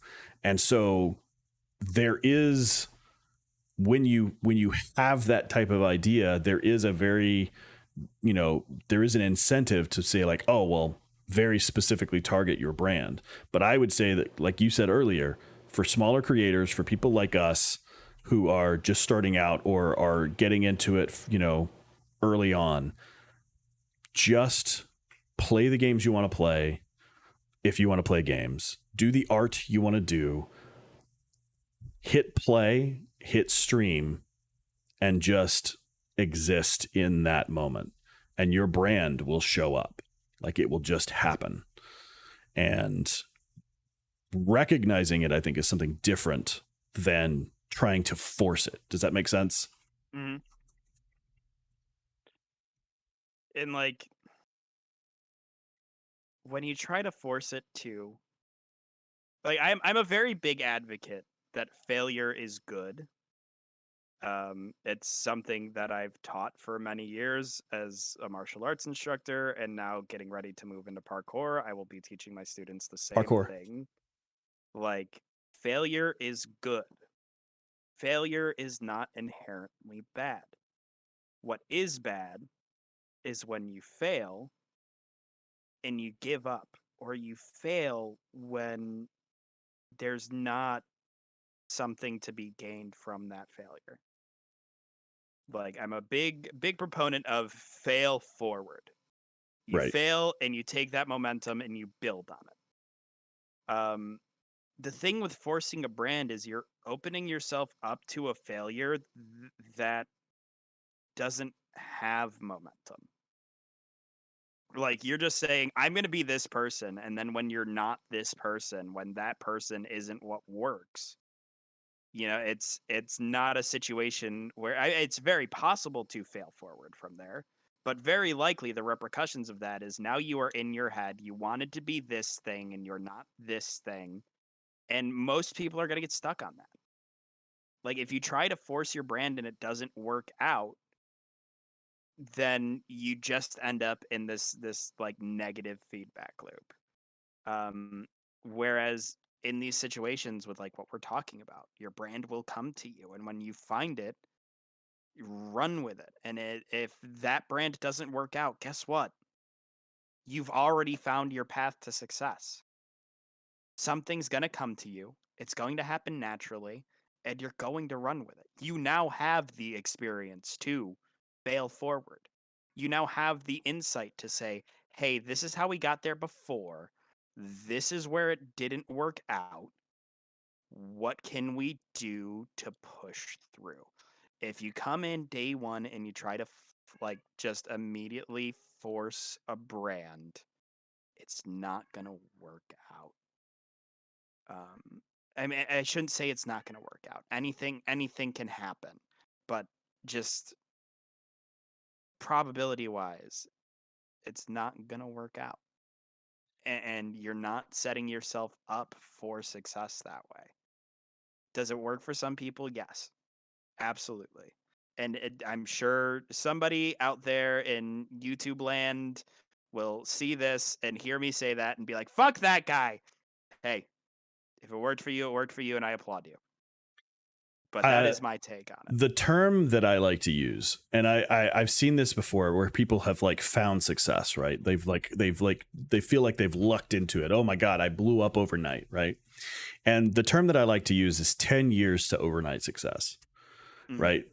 It's the 4 or 5 years they used in graphic design school to learn how to do the graphics. It's the months that they learned. It's the months that they sat at their computer, like literally slaving over a graphics design program in order to learn how to do just basic stuff. It's the years they spent honing their ability to draw. It's the years they spent honing their ability to see, good lighting, to know how to set cameras up, to do sound design. It's the years and hours and hours and hours they spent crafting the look and feel that they're looking for. And then it's the lucky break they got when they got featured on the front page of Twitch and they got 500, 2,000, 3,000 new followers in a day, right? It's the fact that they've been streaming for 6 years and then now they finally got featured. It's the fact that like people want to say, oh, they blew up. I started streaming 6 months ago and I'm already at 2,000 followers. Right. But how much time and effort did you put into creating a following on another platform that you brought over? How much time and effort have you put into this other stuff? Nobody jumps out of the gate just immediately having a following, right? They have something that they have worked at and done. And the thing is anybody who does see that success really quickly, who doesn't have any foundation for that to be there, they don't keep that following. That following doesn't continue to come back. It doesn't continue to exist. And it's funny because I like to use a lot of creators that are much bigger than I am when I try to talk about sort of the way success works. But Catliente is a great example of the effort put in receives, the fruits of their labor. Cat makes 4 videos a day for TikTok every day and has done so for a year and a half. Literally since January 2020 has been making 4 videos a day for TikTok every single day for over a year and a half. Last year they got partnered on Twitch. This is somebody who absolutely puts all the effort in and absolutely sees the fruit of that effort. But like in the amount of time that they started streaming to when they got partnered to where they're at now, you could say, oh man, overnight success. Ludwig, fantastic example. The man's been streaming for like 5 or 6 years, but like streaming to nearly no one for 4 years of it. And then in 2020, or in 2019, started getting, 200, 300, 400 viewers, got partnered. In 2020, rebranded and like completely fucking blew up, is streaming to 50, 60, 70, 100,000 people. Like, it's an absolutely insane thing. And it's like, oh yeah, he blew up overnight. No, he streamed for 6 years. Like, he's had a long time of learning how and what not to do. And I pulled it up because I wanted to get the quote correctly, right? But I like to quote from one of my favorite movies of all time, literally the greatest Star Wars movie, and it says, "The greatest teacher is failure." Failure, most of all. And yes, it is the best Star Wars movie, and I will not be taking questions on that. But it is... I'll let it slide. Yeah.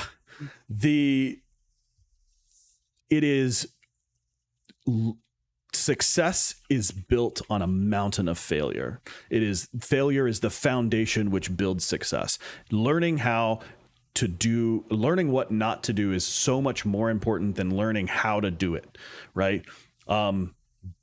The 5 or 6 good drawings that I have as my emotes have come at the expense of 150 shit pieces of art that I have created before that. And so, and even mine are still not that great compared to like some of these people who are absolutely some of the most talented artists I've ever seen. And so like That type of thing is what we're talking about when you're like trying to craft your brand. Is go out and fail 100 times, 1,000 times. Yeah. Just fuck it all up. And just do it over and over again until what you've created is essentially, you know,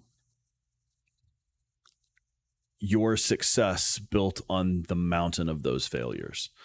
And that's where your brand is. That's where you're going to come. That's where it's going to come in, because once you find that success, you can then build on it. You can iterate on it. You can see, oh, well, you know what? It actually would be better if I did it this way. And you might fail again, and you might find 100 new ways not to build that thing, right? 100 new ways not to make your stream, 100 new ways not to do this. If you guys watched me stream in March or February or April, right?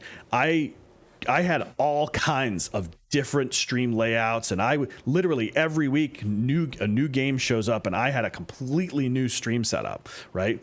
That is confusing. Dude, I wanted to fucking yell at you for that so much. I literally wanted to scream at you every time I came into your stream and you had a new layout because you were playing a new game. And I was like, I see the effort you're putting in and I respect the effort you're putting in, but also you're doing exactly the thing I started this episode fucking ranting on. You're trying too fucking hard to do too many things.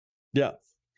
I mean, I'm sorry, I didn't mean to cut you off. I had unique stream setups for Mass Effect, for Final Fantasy, for all of the different games that was playing. Game. I remember mentioning Valorant in one of your streams, and you went, I should make a scene for Valorant. I was like, no, do what you're doing. Stop. I literally went out and created an entire setup. Entire stream to set up a Valorant scene that you weren't going to use that day anyways. I was just like, fucking god damn it. That's not the... I literally just mentioned, I'm playing Valorant, and you're like, I should... Yeah, see? I did. I set up one for Apex. I set up one for Valorant. I set up one for all of the different, options and stuff. So it was, for me, it was like, this was my creative outlet and here's all these different things. But what it was I was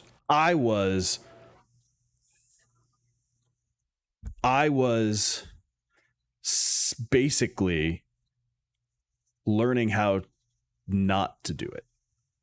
The stream setup that I have now on Twitch is one that I have spent, over 100 hours learning how not to do it until I got protect the kitten. But I learned how not to do it. And now I have something that I'm proud of that is, functional and looks good, and it can be used in any game and can be used for any type of scene. And so I spent a lot of time and effort doing it the wrong way to learn how to do it the right way. I do remember at one point us talking, and I think it was literally just you, me, and DS in a call. Before we were close like we were now, and the three of us were actually just more or less just meeting each other. And I remember you going into how much this and that and this and that with this scene on this thing. And I remember just kind of throwing the hint without being like, hey, dummy. But I remember just being like, yeah, I just have one scene and it's got a handful of assets and that one scene runs my entire stream. And I remember you going on but I do this really cool thing for this thing and this really cool thing for this thing and this really cool thing for this thing and this really cool thing for this thing. And I was like, yeah, I'm kind of just a one scene guy, because I didn't want to be that dude who's like, you're creative, fuck you, because I love that about you. I love the amount of effort and excitement you get about those things. But I was also that standby that's watching the cars come towards each other, waiting for the wreck. I was like, this dude's gonna burn himself out so hard from spending 80 hours a week creating overlays for games he's gonna play a single time. And I did. And it worked. It was a problem.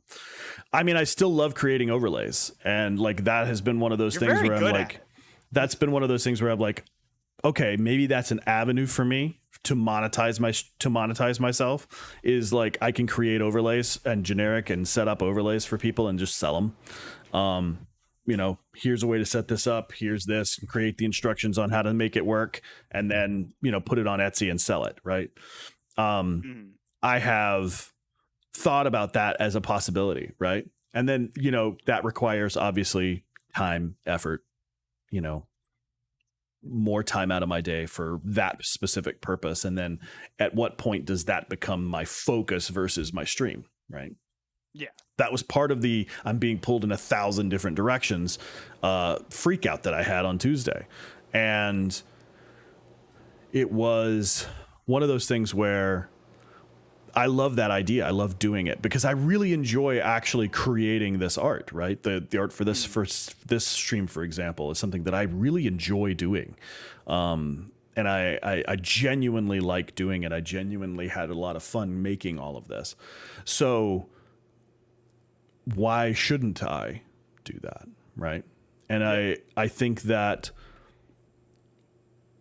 as a streamer, specifically as a smaller streamer, and I hate the sort of term of, I hate the like hashtag small streamer term, but like as a streamer, right, who has not Mhm. fully monetized my stream yet, who's not fully monetized my YouTube channel, hasn't been able to kind of create an income out of this yet. There seems to be a focus a lot of times, and there seems to be kind of a pull for a lot of us to commodify our free time and commodify our hobbies. And becomes sort of like, this is sort of kind of a tangent on branding, but I think that it is a little toxic, maybe, to try and always create a commodity out of our effort. And that maybe we should spend some time just having hobbies. Maybe we should spend some time just having a pastime that we have just for us, that we don't necessarily, again, to use the word, Mhm. turn into a commodity that we would sell. I think like there's a healthy amount of it, right? There is a healthy amount of time to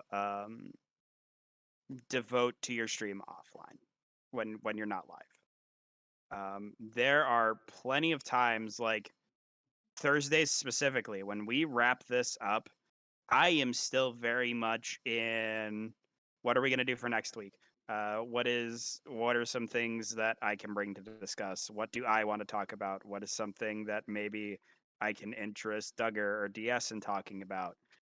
There are days after I finish my morning streams, now that I'm streaming in the morning when the kids are at school, where, I stop and I go, dude, that was so fun. How am I going to build on this? What am I going to do?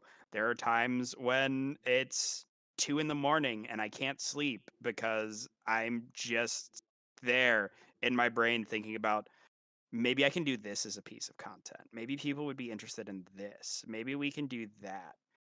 Um, and I think it's okay to have those moments. Um, it's just important to value your own time as a person as well. Like you were saying, don't make your time and your hobbies a commodity compared to your stream. Don't try to fucking. Not everything has to be about selling your stream. Your life doesn't have to be selling your stream. Not everything you do has to make you money. Like that's why I still very much I've always maintained the attitude that like if my stream makes me money, that's great. But I will never, even if I were to move full time to where streaming was my full time income, I will never view my stream as my job. I won't view my stream as, my my means of making money. Because A, it's not fair to my viewers, it's not fair to my community, and it's not fair to myself. You know, when your stream is in your home, right? We always talk about in life being able to separate your home life from your work life. When you allow that to be the way that you purely view your stream as like, this is my job and it is only my job, you no longer have that separation. Your job becomes your life, and your life becomes your job. And again, it's a blanket statement. I'm sure it doesn't apply to everybody. But you have to make a point to find that balance for you. And that's just, again, that's the way I view it. That's not going to necessarily be the way that everybody views it. It is not correct or incorrect. That's just a matter of opinion, if you will. Um, but yeah, Yeah, I think it's important not to look at things that way. I appreciate that, and I actually there's a lot of that I actually also ascribe to. I very much look at my stream as my full-time job. Like, this is my job. I go to my stream and I create the content that I want to create most of the time. And Some of that weird thing you do every Wednesday where you play Dream Daddy. Hey man, that is some of the best content on the web right now.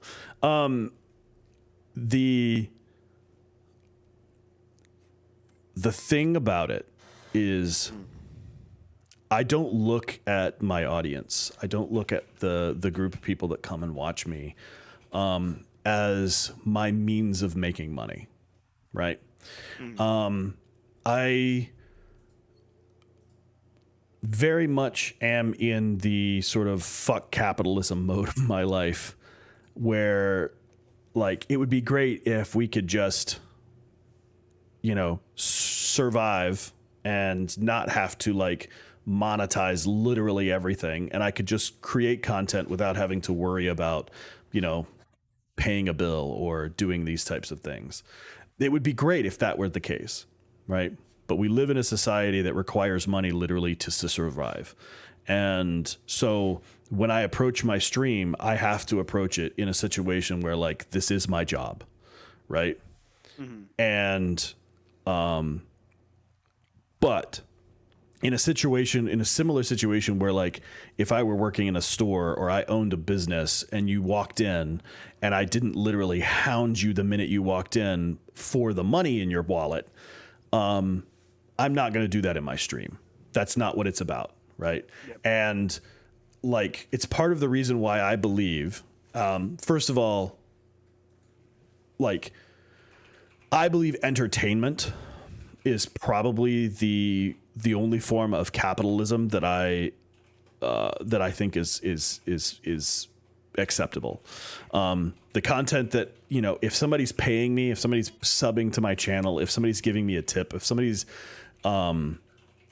spending bits and cheering on my channel, that to me is my labor has been paid for, right? It is not exploitation in any way. I'm not being exploited. They're not being exploited. I'm sure there's exploitation somewhere, but I can't help that. It's not the same as if, like, for example, I was buying really cheap materials from an overseas manufacturer, paying a bunch of children to turn them into clothing and then selling them online for, a lot more expensive than I made it, and basically exploiting someone's labor to make a profit. I'm not exploiting anyone's labor. This is my labor, right? And I'm getting paid for it. And so that to me is, like, entertainment like this is probably one of the most pure forms of non-exploitive capitalism you can have. It's one of the reasons why I don't feel bad about going in and, paying large amounts of money to, see a movie, right? Because the people who worked on that movie, specifically, we'll talk about that at another date, but, like, the IAS and the people who like the grips and all of the extra worker people who have worked on movies right now are actually fighting for their lives, as far as better better working conditions for themselves right now. Literally every camera worker, TV show, everybody is on strike, or starting to go on strike in October, which is really important, and we'll talk about that later. But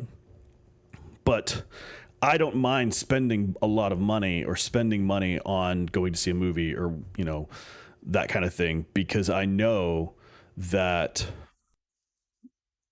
typically the people that are there are not being exploited, right? One, because they're either a part of a union that keeps them from being exploited, or two, because the effort and the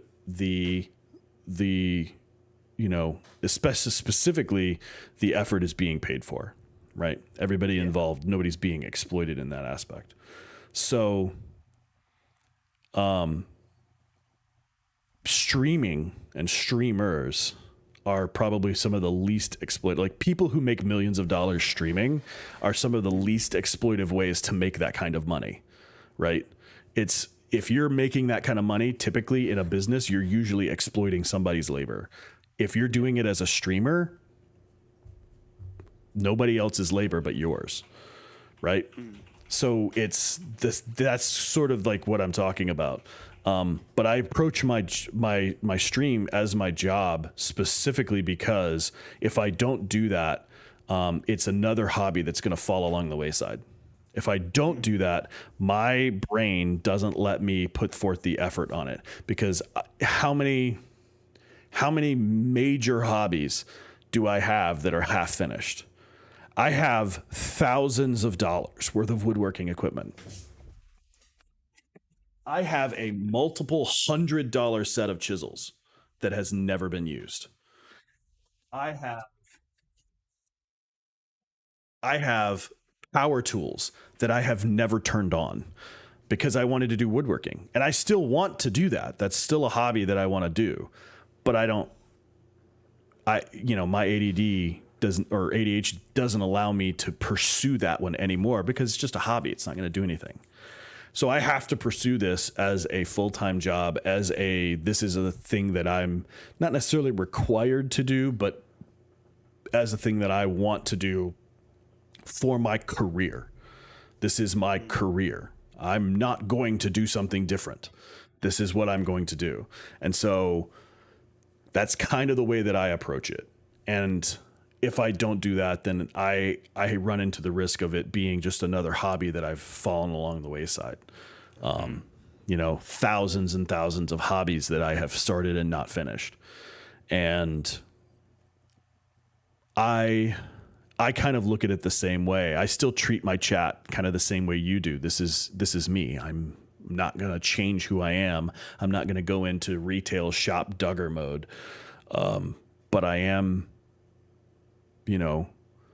I do approach this as a job. I do look at it as a job. So yeah, I get that. I try to take the most casual approach to it as possible for me. If I allow myself to put pressure on making streaming work, I'll quit. I will put too much pressure on myself. I will burn out, and I will end up quitting streaming because it will not be healthy for me. That's like my thing. It's that constant, like, having been a competitor my entire life, having competed in martial arts since I was 7. Like, actually, I think my first tournament was at 6. Like, just being so competitive for so long. If I genuinely go, I'm going to make it as a streamer, and I'm going to make it happen. If it doesn't happen, I will end up just never streaming again. Because I that is like, I will go all in on something. I will put 100% towards it, and if 100% doesn't do it, like, I'll approach it like 7 times before I'm just like, fuck it, I'm done. It's not fucking happening. We're gonna figure out something else. So that's why I try to keep my stream very close to the chest, but also at an arm's length. I can My understand stream that. when it's live is very close to my chest. It's very close to my heart. It's very near and dear to me. My community means the world to me, but at the same time, when it's not stream time, I have to set it over there and pretend it doesn't exist. Because if I focus too much on it, I will eventually hate it. Right. Yeah. I'm very much the same in that, like, if I try something like this for a long time and I'm making it happen and I'm, not seeing any effort, right? I'm not seeing any success, or I'm not seeing any growth, or I'm not seeing anything like that. It does get really discouraging. And I think that kind of harkens back to what we were talking about as far as burnout and being mentally tough in order to be in this business. And like looking at it in that aspect, approaching it the way I do requires that you be kind of have a mental fortitude in order to take that on. And I don't always have that, hence yesterday. Like the aspect that I was talking about, like having to like refocus and rethink about what I wanted to be, what I want my stream to be, kind of niching down and kind of getting into a specific about what my stream is going to be in the future, is very much, a part of this idea that like the stream is my career. This is what I'm going to do, regardless of how successful I become at it, over a long enough time scale, this will be my career. Right. And, whether I become independently wealthy because of my stream, or I sell enough, stream overlays to justify doing this as the hobby that it is. I don't know. Right. If art creation is going to be what makes me the money, I'm still going to put my effort, I'm still going to approach the stream as my job. Right. And I don't know. I do know that I will never have a traditional career. I will never have a traditional job again. This is it, right? And so this whole idea of like putting pressure on myself to like make it work, I'm not going to do that. It's going to work. I'm not going to put my pressure on myself to like, oh, I've got to force it to do this. I got to force it to do that. Over a long enough time scale, water will wear away rock. And so all I have to do is just take, like you were saying before, fail forward, right? All I have to do is continue to push forward, failing over and over and over again to do it the correct way, preparing and getting better at every little aspect of the job until I get the opportunity to make it work.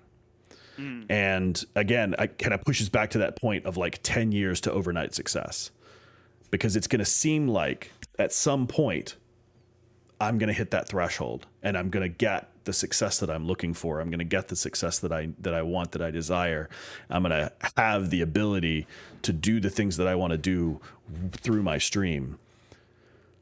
But it's going to take the effort of failure over and over again, doing it the wrong way, figuring out what doesn't work over and over again until I find that I have gotten everything in place so that when the opportunity arises, I'm ready to take and actually, capitalize on that opportunity. I'm in front of enough people that it works. And I think that's probably one of the more important things about me, as far as my mental health journey, is that I continually remind myself that I'm valuable outside of what I create. My life, my effort, my stream, my whatever are separate entities, and I'm valuable outside of that. What I create is valuable. It just has to get in front of enough people that agree with me. Man, I feel like we have opposite problems. You're like, I'm valuable. I need to realize that I'm valuable outside of what I create. I'm just like, dude, what I create is ass. we have like opposite neuroses. Which is why I think we complement each other on this stream. It's why I think that Stream of Consciousness is such a great venture for us, is because, again, we're very similar in that, you know, we're a couple of white dudes creating content on the internet, right? We fall into that category. We love nerds. We're just two nerdy dudes. And then, you know, when DS is here, he's kind of like the jock of the group. You know, except that I played football in college and you two both went to the military. So, like, I don't know what's going on. But, Hey, like, I competed nationally in martial arts for like 10 years. Fuck Yeah. off, mate. there you go. Fuck off, mate. But, like, those types of, like, you know, we're very similar, right? But the way we approach streaming is different. The way that we approached, you know, our hobbies is different. And the problems that come from that, right, are different. It's one of the reasons why it's fun to have these different perspectives, because, you know, we have a different outlook because of our experiences. DS is going to have a completely different answer as to, like, how he approaches his stream. It's very much a, like, hobby side gig for him. It's not going to be his main focus at all. Whereas for me, this is my full-time job. This is what I do, right? I haven't been successful at it, but, like, in the same way that, like, a person who wants to make cupcakes for a living makes 1,000 cupcakes before they sell one, I'm in that manner yet. I haven't sold a cupcake yet, but I'm learning to make a good cupcake by learning to make 1,000 terrible ones. So that's kind of where There's I'm no such approaching thing it. as a terrible cupcake. Tell that to the If you put- 1,000 that if I've you- done. If you put enough frosting on anything, eventually you won't taste the terrible cupcake. You'll just taste the sugary death of frosting. You know, knowing, like, there's a place here in town called Frost, and the fact that they put the amount of frosting on their cupcakes proves you wrong. Okay, there is a such thing as too much frosting. Oh, they're absolutely. I'm just saying, at that point, you're concerned because you're consuming too much frosting, and you've forgotten all about the shitty cupcake underneath. Joke's on you. I hate frosting. That's true. No, that's kind of the way that I approach it. You know, like, they say that a cookie chef should never sell his first 1,000 cookies, right? A cupcake chef should never sell his first 1,000 cakes. Those are your failures that you build upon. And that's the same sort of way that I am with my stream. The difference is all of my shit's on the internet now. Like, all of my failures. Problem is, I've been selling that shit since day one. I've been baby! selling that shit from day one. Like, all the people consuming that stuff. There's been a few people who really like it, but, like, most people are coming by going, bleh.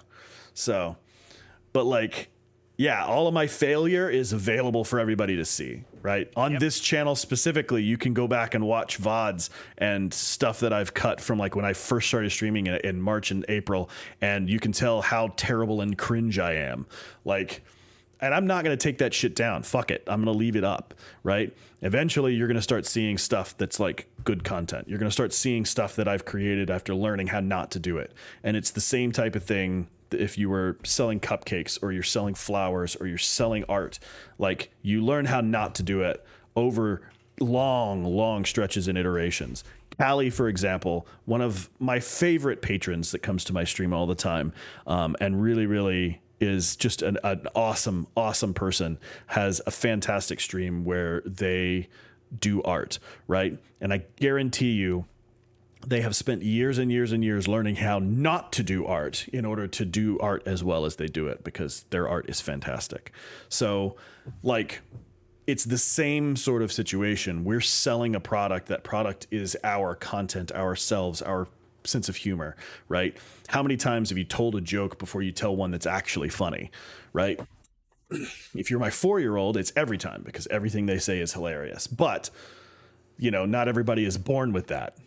My dad's asleep on the couch. God, I'm never going to live that down. That's No, never going to you're live. not. It's never not going to be funny, and I'm never going to live it down. I think Celeste is going to mention that literally every time we talk. Look, every time you mention your daughter, that will be the first thing that pops into my. Oh my God, our co-host is in the chat. Hey, there's DS. Hey, Derek. But yeah, so I think to sort of wrap it up, because we've been going for 2.5 hours. I think that the relationship between burnout, trying to do too much, and the ability to sort of take a step back, let your brand happen, let your stream just happen, and the way that you approach streaming, whether it's as a hobby, a side gig, a really casual thing, or you approach it the way I do, where I'm putting my daily effort into it. This is my full-time job. I think all of those things are valid and all of those things have merit. And it's kind of cliche to say, oh, like everybody does it differently, and there's not really a right way to do it. But I think the right way to do it is the way in which you're not getting burnt out on a daily basis. I think the idea that this is a marathon and not a sprint, that it's a long-term success, not short-term, that there are people who go viral, and that's awesome, but the people who find long-term success in this job are people who put forth the effort, learn how to do each thing that they do, learn how not to do it specifically, learn to fail over and over again until they find the opportunity and capitalize on that opportunity. And I think, you like intentionally try to hit one of my buttons? Yes. No, I did. You know me. I'm not gonna like try and point out that much over and over again. Fucking cliche. The fact that we like demonize cliches. Fuck that. You wanna know why it's a fucking cliche, Duggar? Because it's fucking true. It is true. The reason everybody says it is because it's fucking true. Everybody just wants a reason to believe that it's not fucking true. So like, oh, that's just a cliche. No, it's just a fucking fact, guy. Like, it's just real. Different things work for different people. Not to be cliche. Yeah, no, it's just a fucking fact. Different things are for different people. It's not a cliche. It's just fucking true. Like, I can't go on this rant because we need to like start. We'll save this for another day. That'll be next week's Bill rant, is fucking demolishing the use of cliches and how we need to stop acting like it's a bad thing. Carry on. I'm sorry, Duggar. You were having a meaningful conversation, and I got pissed off at cliches. I was mostly talking at chat. I think that's fine, but that's kind of why I got into this business, because I like to talk at people. I think something to take away.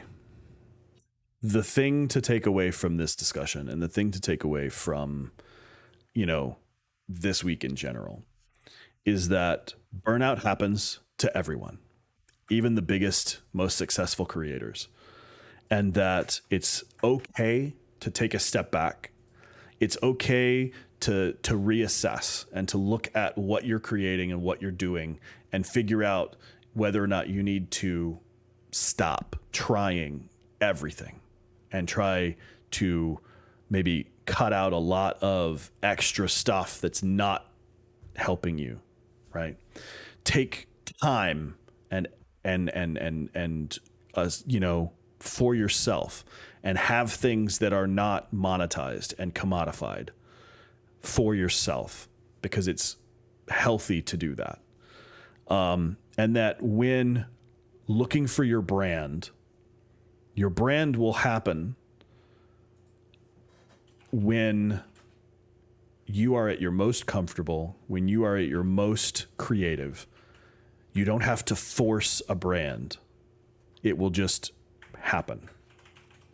But be able to recognize what that brand is and prepare to take advantage of opportunities when they come by learning to fail over and over and over again, but always moving forward with that failure. As I like what Bill said earlier, fail forward. And that's sort of what I'm taking away from this episode, is that learning to fail forward, to accept that failure, to build upon it, to step away when you need to, and to understand how that, affects you and what you can do, outside of your stream to sort of be in the right space. And that's what I'm taking away from this week. It's fair. Fail forward. Has Forward. been something I have taught for many years, and I will continue to hold within anything I teach. Don't be afraid to mess up really hard. Fail fucking hard, but fail forward. Always fail forward. Absolutely. Well, that's going to do it for us at Stream of Consciousness, guys. But I don't want to be done. My name is Duggar, and you can find me at twitch.tv/soDugger. You can find me literally on just about any social media platform, also under the tag soDugger. Or you can find me here on this YouTube channel. If you enjoyed what you're watching now, hit that subscribe button and that notify button, the little bell icon to get notified when we go live next week, 7:30 Central Time on YouTube. If you want to support us, head over to our Twitch channels, hit that follow button, and come watch us when we're playing some weird video games or when Bill is yelling at Hades over and over again. Yeah, Hades is off the table for a little bit. We're playing a lot of D2R. Playing a lot of D2R. That's true. And it seems like I'm going to be playing a lot of New World coming next week. So if that's something you're interested in seeing, let me know. I play Dream Daddy on Wednesdays right now because I like to do voice acting. And that game has a bunch of dating of dads. And that's really fun for me as well. So, but that's going to do it for us. Bill, is there anything that you'd like to say before we go? There anything I'd want to say? I always want to say things, Duggar. You know this. I love to talk. First of all, guys, thanks for hanging out. Honestly, this entire project means so much to me between the ridiculous amount of effort that fucking Duggar does to get this all functioning and working, to being here and talking and sharing my passions with you guys. It's absolutely incredible and it means the world to me. So thank you for supporting this. If you have suggestions for us, leave them in the comments. I say it every week and I'll say it again. Right now there's only 2 of us, but the 3 of us are just really 3 idiots on the internet talking about whatever the fuck they can think of. If you have something you want us to talk about, if you have a burning question, if there is a topic that you've always been like, I don't know if I want to ask this question, ask us.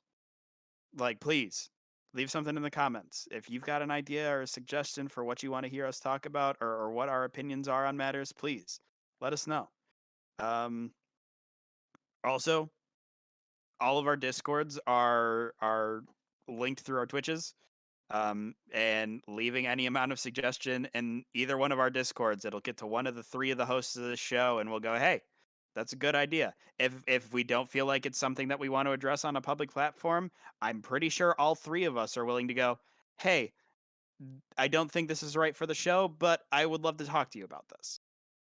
I can't speak for my other 2 hosts, but we kind of tend to react to things in similar ways. But yeah, if you enjoyed the show, everything Duggar said, like it, subscribe, ring the bell. If you want to see more of me playing a lot of Diablo 2, you can find me at twitch.tv/I'mDoingIt_. That's my name on all platforms. You want to find me on Twitter, I'm there. You want to find me on Facebook or Instagram, good luck. Doesn't exist, but you can sure try. As always, those links and everything are down in the description below. We haven't added the Discord links because Discord is weird right now about like invite links, for at least for mine it is. I'm going to have to fix those. But yeah, so Twitches, Twitters, and all of the social medias are down in the description below. From all of us to all of you, happy streaming. Elbow cuff supremacy!